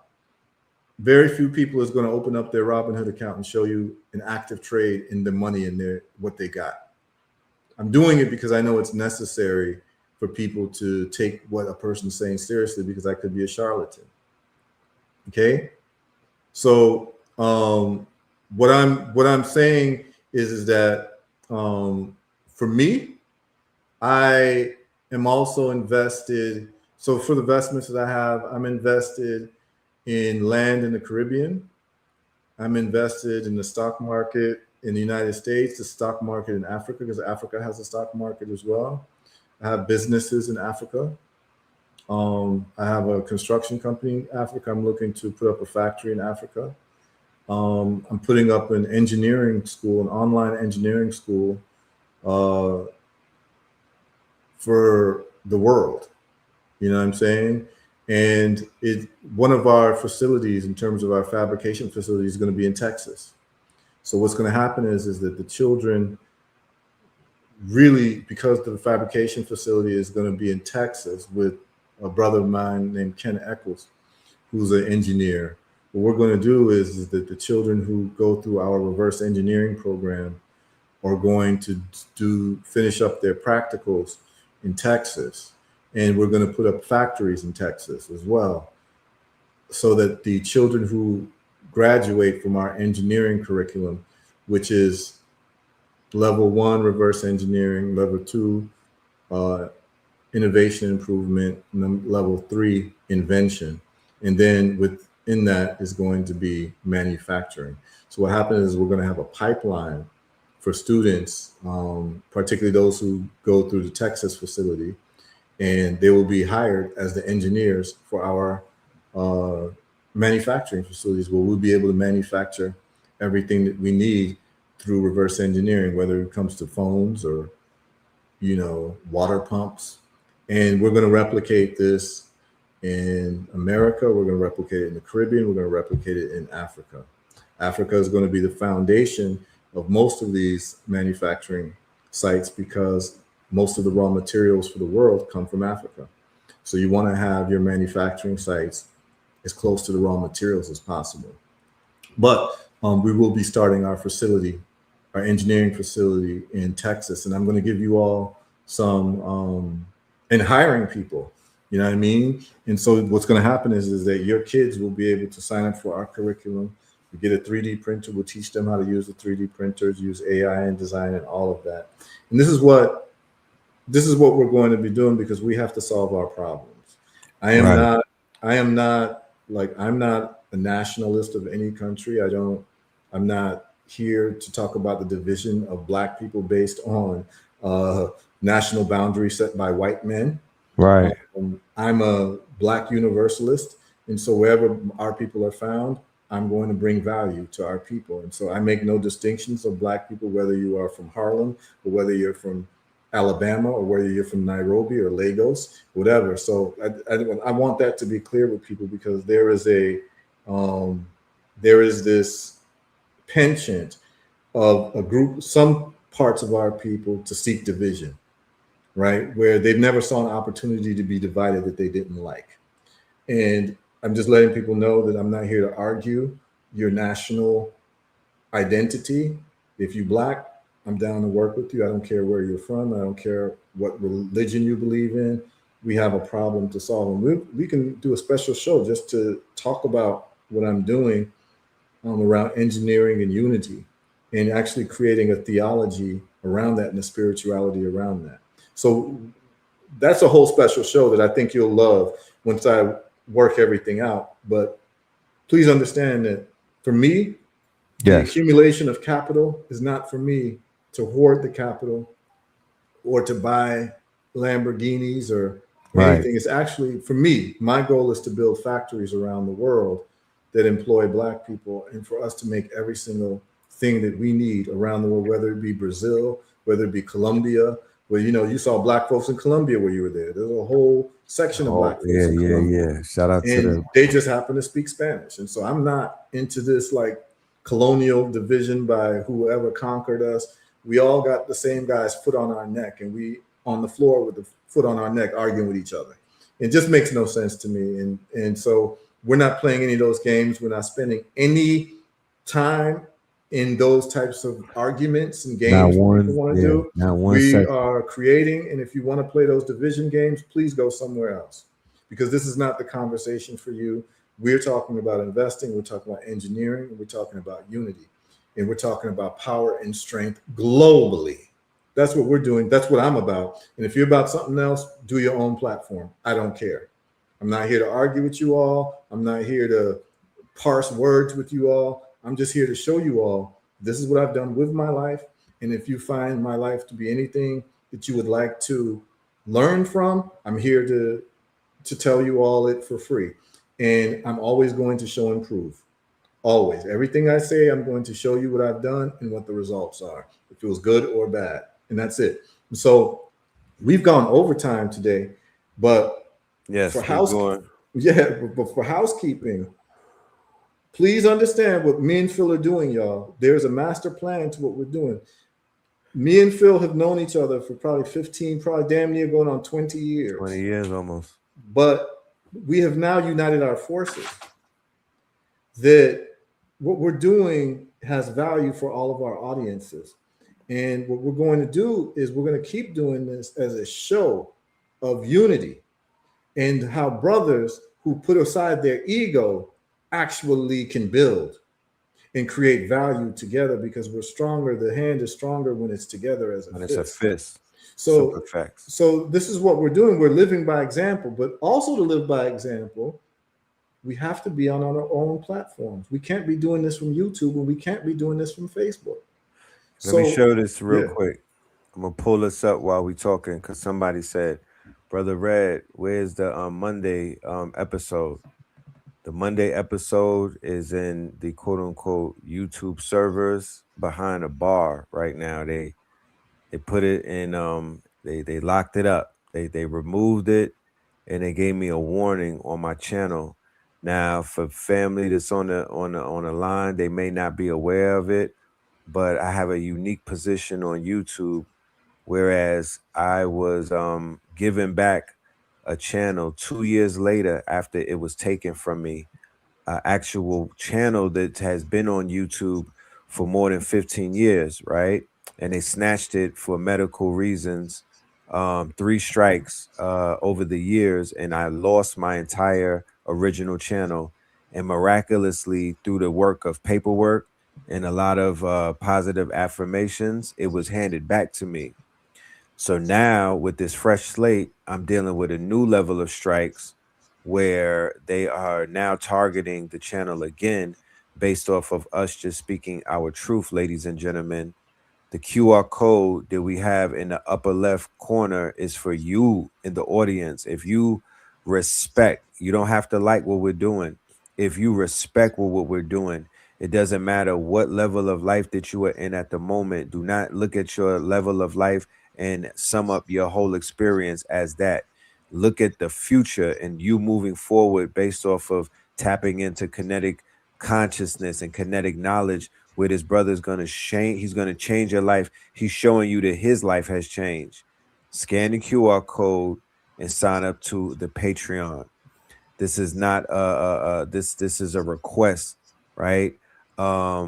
Conversations that we're having on Mondays will not be had on this channel based off of the fact that we are not going to lose the channel. Those conversations will be had in a private space. This is your opportunity to be a part of that conversation. People will be. I don't want to. I don't want to get harassed with emails. I don't want. You know what I mean? Because I have a lot going on. The word is out. Me and this good brother. It's even gonna make us do more work. It's gonna make us turn up the work and even do it even harder. But if I don't get support from the people, if it's not reciprocated, men lie, numbers lie, men lie, women lie, numbers don't. I could read my numbers. I'll be able to read the analytics. What was the response? Oh, 2 or 3 people. All right, let's just pull the plug. I'm gonna let you do what you got to do, my brother. I'm gonna keep doing what I'm doing, cause what I'm not about to do when they put pressure on me is I'm not about to not gonna get the support from my people when I'm showing you that we're being targeted, we're being attacked, we're being censored. Our First Amendment rights are being taken from us. And for those that were in attendance, all we were doing was giving the unadulterated truth. That Monday's Health episode was so powerful. It was literally a medical book in and of itself. The brother was breaking it down. So I know why they were so mad. I know why the algorithm and the Sentinels went after that show. Ladies and gentlemen, support those who support you. And I'm gonna keep it 1,000. I wish if we didn't have I get 1% support on this channel. 1%, right? Maybe 1%. And that's cool because based off of how they say it's supposed to be, 2% you're winning. That's horrible, ladies and gentlemen. That's horrible. That's sad. That is sad. And it just speaks to the condition of our people to where they will use you and abuse you and throw you away, even when you under fire. And I don't want nobody to feel like that's personal. But as you sit there and you don't reciprocate and you don't put in no work and you just take, I'm letting you know that we see you and we're not feeling that. And you, before you talk about, bro, what we gonna do? You got to change your ways first. Don't talk about no white man or with the corporate America. Change your ways. When somebody who been feeding you is saying, yo, leave a tip at the table, y'all dining and dashing. Y'all dining and dashing. Y'all running with the y'all not even leaving a tip. Y'all not even leaving a tip. And we doing 3 hour, 4 hour, 2 hour. Y'all not even leaving a tip, bro. So at the end of the day, that's what Patreon is there for. KTL University is there for. If you show me that y'all are willing to meet us halfway, then we're gonna do more. We are over delivering. I mean, definitely, we're definitely over delivering. Over delivering. But this is necessary because what it is at the end of the day, man, is that our people have been given a lot of wild goose chases and a lot of people who are great talkers and not producing. So what happens is that we, as a people, have lost the habits of winning. So when you start looking at a, you want to stop sharing that screen. Say that again. I like you say that. Want to stop. You want to stop sharing that screen. of how YouTube blocked our show. For anybody who wants to see the show, I have it still on my Facebook page. Facebook didn't take it down, but I do have the archives of it where it's recorded into my own archive, because I keep the hard drive of everything that I do, because I know what these people are and how they're going to block information. And so it's my information, it's Phil's information. And so we keep our own local drive of our intellectual content. And it is not YouTube's responsibility to treat us fairly. And I already realized that. You see, when you spend your time waiting for other people to treat you fairly, you lose agency and you start adopting the traits of learned helplessness, because you're waiting for people to treat you fairly when it's actually you not treating yourself and your potential fairly. Right? So what I was saying, Phil, is that we as a people, if we were to look at ourselves as a football team, we've lost the habits and the taste of winning. And so when you start looking at the psychological profile of a winning team versus the psychological profile of a losing team, well, you'll find out with a losing team, because they haven't won in so long, guess what happens? The losing team football team doesn't trust the quarterback to throw the ball correctly, doesn't trust the running back to run with the ball because he's been fumbling and causing the team to lose. So everyone who's supposed to play their position doesn't believe in the other one next to them who's playing their position. So then this is where you get internal dissension and finger pointing, right? Because what it is they've been losing for so long collectively, globally, as a black people. Everywhere you go as black people, we're the bottom of the totem pole when it comes to health, wealth, and all of these things that actually matter. In every country you go to, I've had the opportunity to travel in a lot of countries, and you'll see that the other groups of people, so in Africa, you'll see the Indians and the Syrians and Lebanese and the white people controlling a lot of the economy through commerce. You come to America, you see the same thing. You see the health outcomes in terms of black folks with high blood pressure, diabetes, wealth, Section 8 is very high compared to other groups. And so when we take this analysis from a world and a global analysis, we can no longer I can't have a local worldview to say, oh, I'm from Ghana, I'm not going to look at what's going on to the rest of black people in the world, because we start seeing commonalities. And what we start to find out is that this team that we have, let's just call it Team Black. Team Black is going to need to start to have victories upon victories to rehabilitate our sense of being winners. So the way that you develop the psychological profile of a human being is the way that you develop the psychological profile of a group. And now what's very interesting about a psychological condition, call it double personality disorder. I'll just talk very quickly about double personality disorder.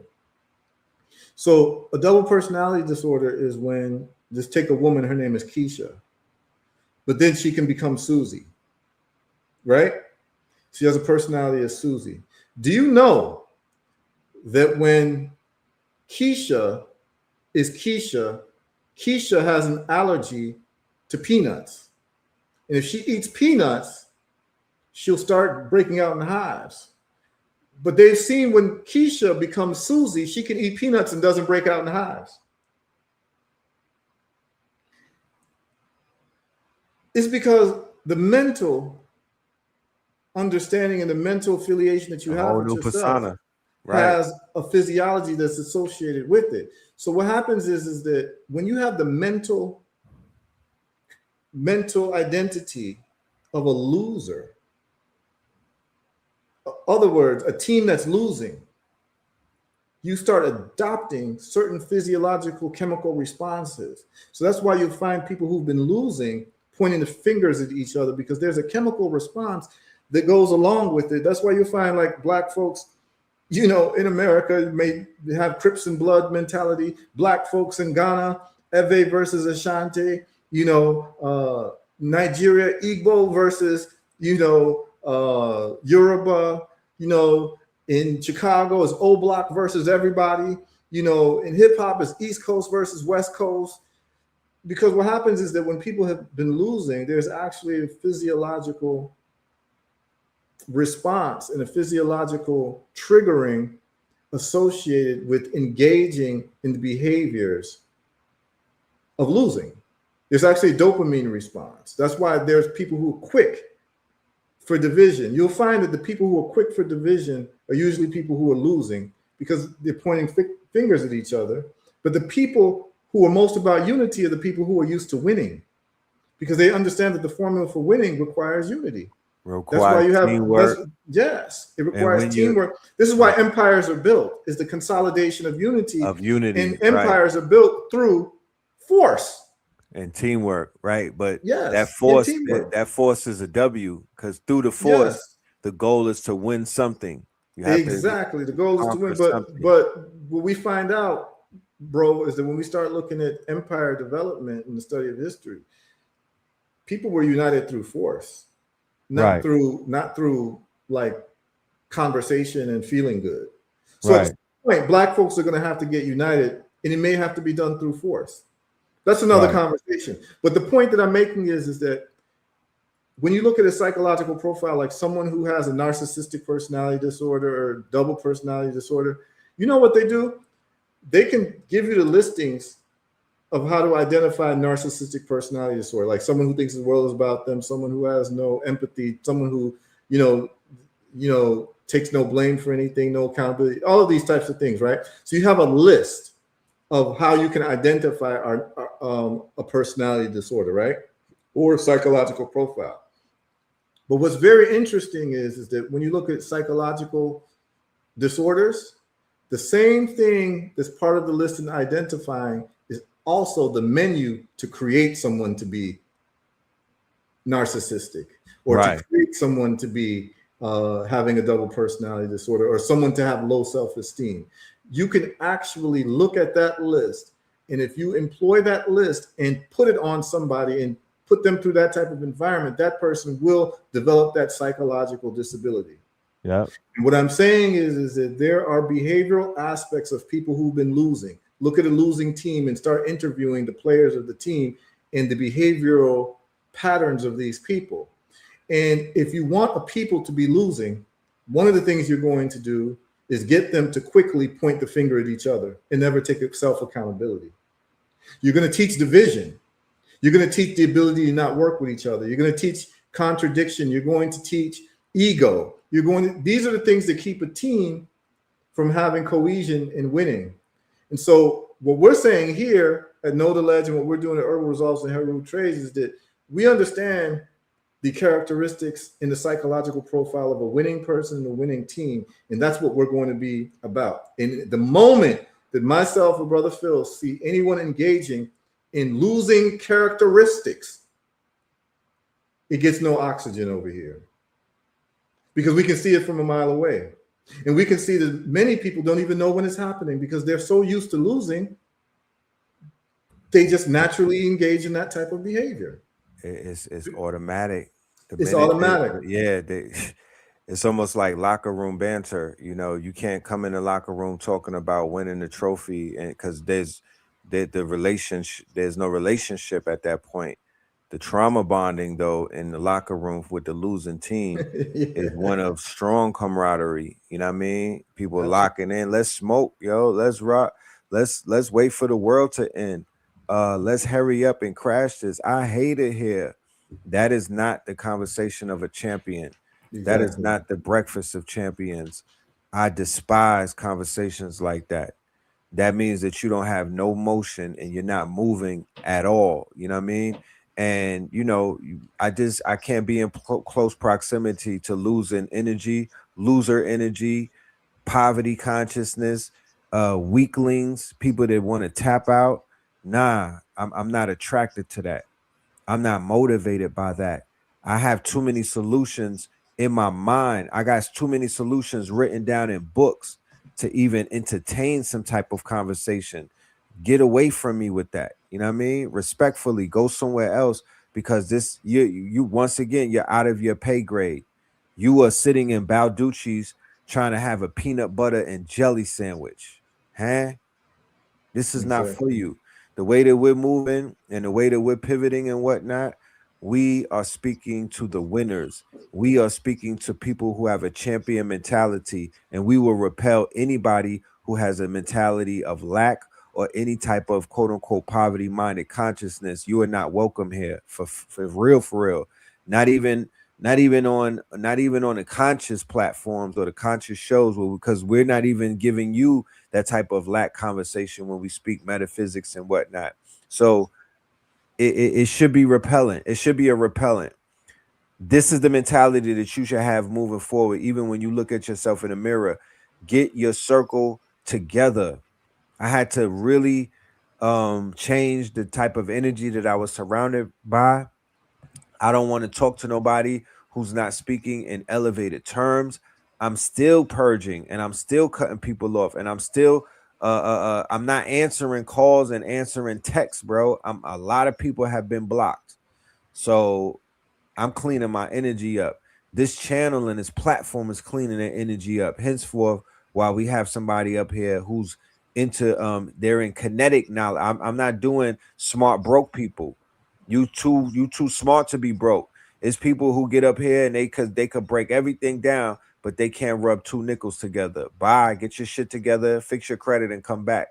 You know what I mean? I'm not giving. This is not a rest haven for vagabonds. This is not a rest haven for trauma bonders. This is not a rest haven for people who wish to see Iran bomb all of the world so they don't have to pay their goddamn phone bill. I'm good on that. Absolutely, man. Yeah, and We're gonna leave it at that. I don't even want to, because we touching 3 hours. Yeah, we are. Great build. I want to do one last thing though. Yes. People are asking about Monday's show, and if you want to see Monday's show, I'll show you how to see Monday's show. It's been blocked from YouTube, but it's still on Facebook, and I still have it on my Facebook. So, Phil, can you share what I have in the studio right now? I'm just going to show people if they want to see Monday's show, and then Monday's the health show. So we discuss health. Wednesdays as well. So you just go to my Facebook, which is HERU OFORI ATTA. Just go on Facebook, and you just scroll down. When you scroll down, you'll scroll down to April 6th, and you'll see the video of the show. You just hit play, and you'll get all the information there, unadulterated, until Facebook takes it down. But for now, it's up. And like I said, from now on, moving forward next week, all of these videos and our property will be on our property. We are no longer going to be renting space with a landlord who doesn't give a damn about us and can be able to shut us down and stop giving our information, life-saving information, to our people. We can't have that. We would only be fools and idiots if we were going to tie our horse to that wagon, and that was the only way that you could get information is YouTube or Facebook. We know better than that. Crazy. And we're not going to subject ourselves to that. And we're going to show leadership by letting you know that we're going to migrate over to our personal properties and websites in the middle of the shows, enough people to get on. And then we're going to migrate to where we have site control, which will be herutrades.com or herbalresults.net or Know the Ledge University or Sankofa Radio. You'll be able to go there and get comfortable with it. Get comfortable to get life-saving information from websites that are built by us for us, instead of going to other people's websites like YouTube and Facebook and getting this information. It's actually a contradiction. So we're going to resolve that contradiction next week. Get ready. Know the Ledge University. Can you let people know your website? Because I think there's some people who even tune into you on YouTube that don't even know you got a website. Brother Red Pill.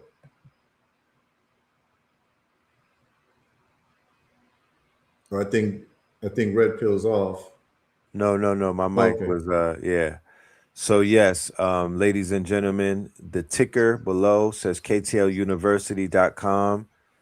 KTL University is our official website. We have a library, a cyber library of more than 100 titles, lectures, workshops on KTLUniversity.com.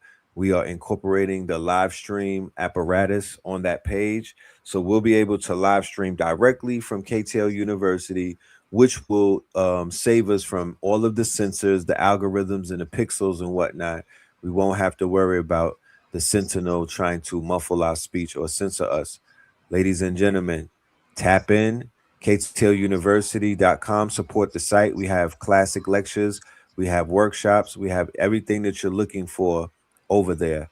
And we will have our brother HERU. We will be doing monthly workshops and master classes for the family so we could level up and we could get this information in a constructed manner. Like the brother was saying earlier, moving forward, efficiency is going to become one of the number one things that we're going to realize that businesses are, that is going to be their quote unquote, that's going to be their DNA is all about efficiency. It's always been that, but it's really becoming that. And we're really beginning to see why they're able to fire 30,000 people from a corporation, 20,000, 10,000, 1,000, lay off all of this human quote unquote equity, right? All of these workers, right? Because they have tools that are more efficient than those humans now.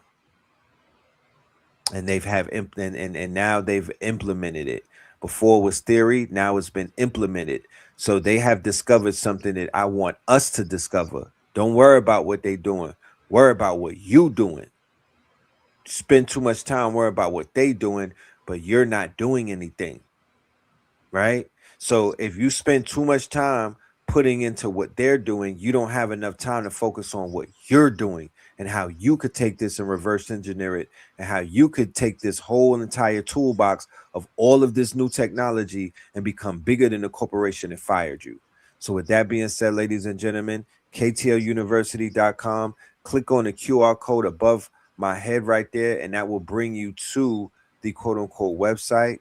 I'm gonna click on it right now. If you click on if you wave the QR code, it will take you to KTL University, that site. You can explore the site. You could even leave your email so we could put you on the news list and update you with all of the events. We have events coming up this month. At the in the middle of April, we have a retreat in North Carolina. I just want to throw that flyer up real quick before we get out of here. Let me put that. Oh, let me just play this commercial real quick. This is the 72-hour boot camp, ladies and gentlemen, April the 18th to the 20th. This is going to be taking place in North Carolina. All right. I really encourage everybody who can to be there in the flesh. If you cannot be there in the flesh and you don't have the time to do that, we will be offering a live stream as well. You could go ahead and scan the QR code. I'm going to pull that up. And that's the 72-hour boot camp. That is from April the 18th to the 20th, 420. And that's going to be in Polkton, North Carolina. We will be off-grid on melanated land, black-owned land, right in North Carolina for 3 days, learning about all things AI, all things Claude, Hermes, all of the new quote-unquote agentic AI systems. You will leave there leveled up. I'm going to play this commercial and we're going to get up out of here. All right. If you've been laid off, passed over, or just tired of building somebody else's dream, listen close, because what's happening right now in AI is not a trend. It's a transfer of power, and the window is open. There is a new class of operator emerging. They're not coders, they're not corporations, they're the designers, the visionaries, the builders who finally have a machine that matches their imagination. It's called the Claw Bot, and it doesn't just generate ideas, it executes them autonomously, on command, while you sleep. The agentic AI boom is here. Agents that write, build, publish, automate, and operate without hand-holding. And the people learning to command them right now, they're the ones who are going to own the next 5 years, not the ones waiting for a job posting, not the ones watching from the sidelines, the builders, the ones who show up. That's why we built the OpenClaw 72-hour boot camp, 72 hours to go from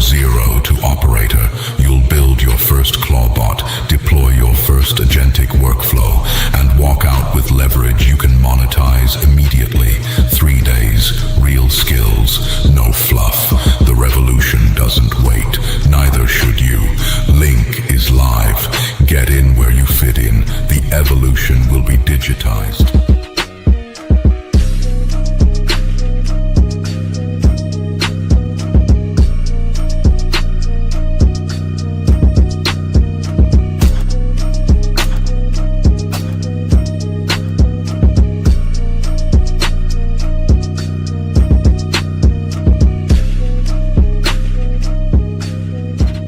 QR code to take you right to the Eventbrite, ladies and gentlemen. I look forward to seeing you in North Carolina. Peace, love, and light. If you've been late. Yes, Brother HERU, do you want to leave him with some words?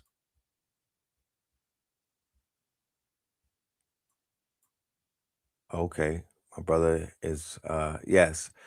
What's the Cash App? Let me put that on the screen.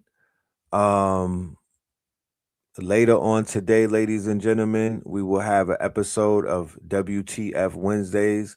This is Bully Part 2. Look out for that. I'm gonna try to get that 4:44 so we could get an afternoon show going. Look out for the flyer. We'll have it up.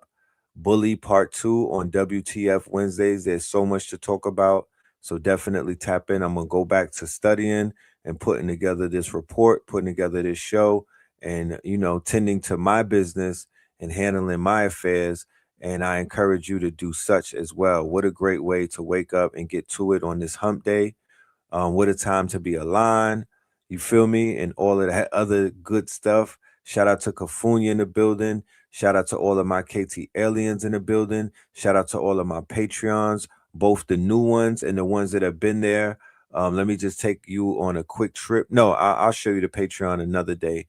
But go and check out the Patreon. It goes all the way back to 2017. We have archived articles, PDFs, lectures, all kind of stuff is on the Patreon. When you become one of the paid members, it opens up to you more. You have perks. We do a workshop every month. This month we have a powerful lecture/workshop coming up. This month we have a few things. You'll have access to the 72-hour boot camp. And also, we're going to be doing a lecture for this month, and we may even have a special guest.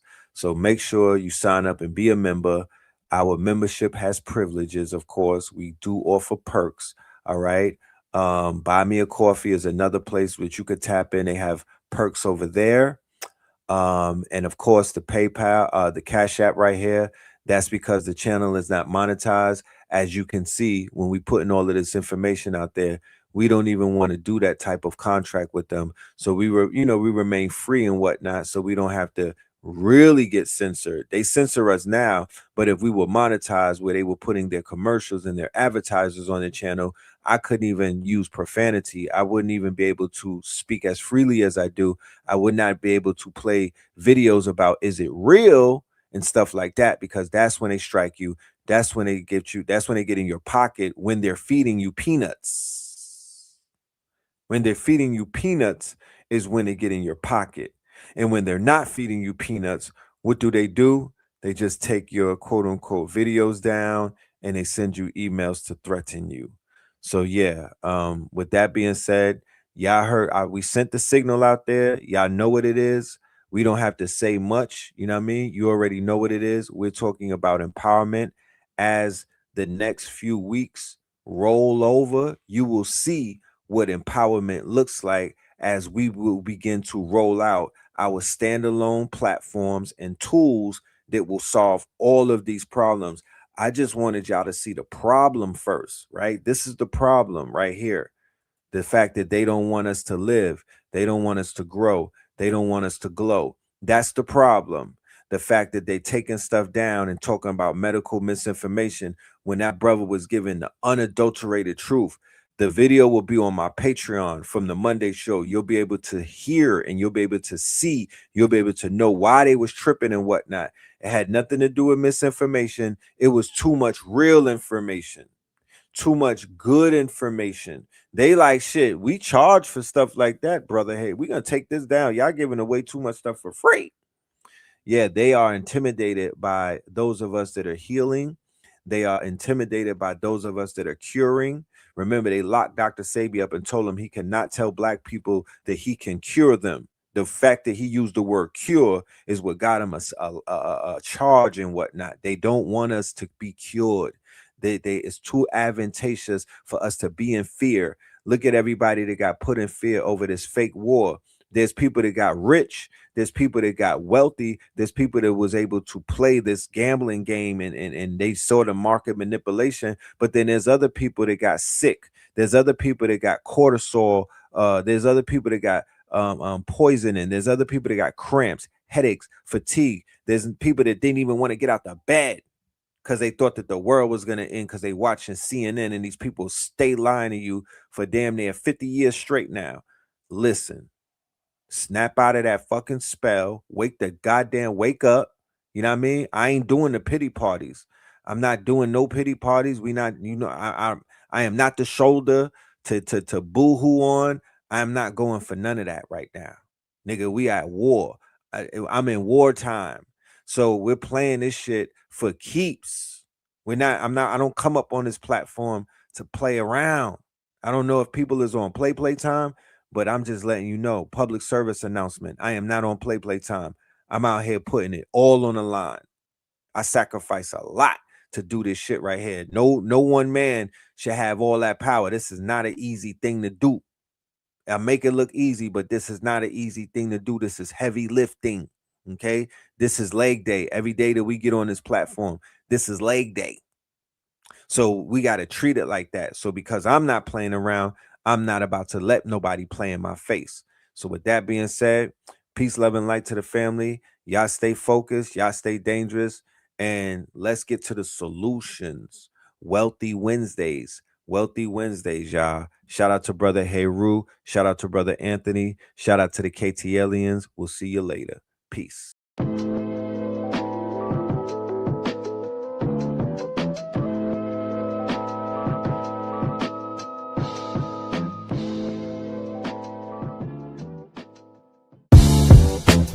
Can't beat us, join us, please bring your coinage. We sing 3-pointers, money shots, all net, all vets. Bumps we not, jet skiing in them sunny spots. With women edible like gummy drops. Dummy stop. No weapon form can intercept the storm. Once my intellect is on, I'm projecting on magnetic fields and interact with blacks with athletic bills. I'm all about growth and development like residents of Ebbets Fields. Not to choose between woo and chew.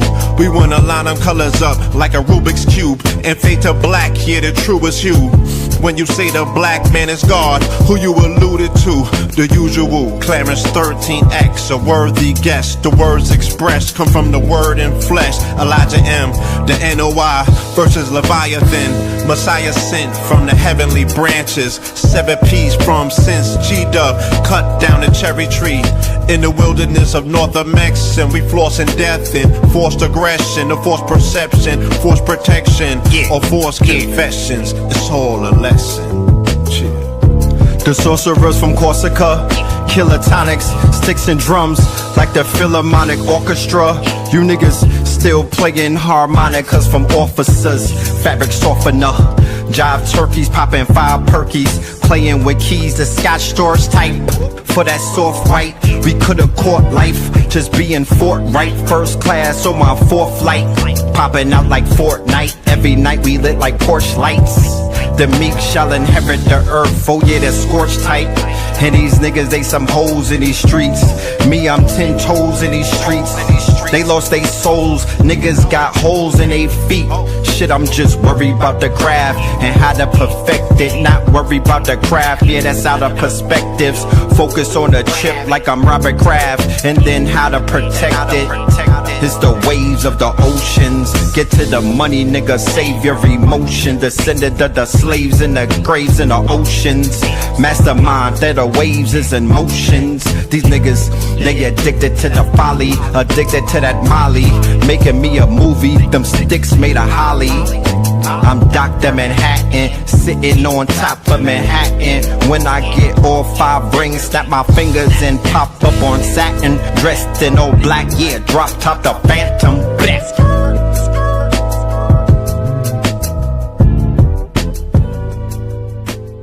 Crumb TV.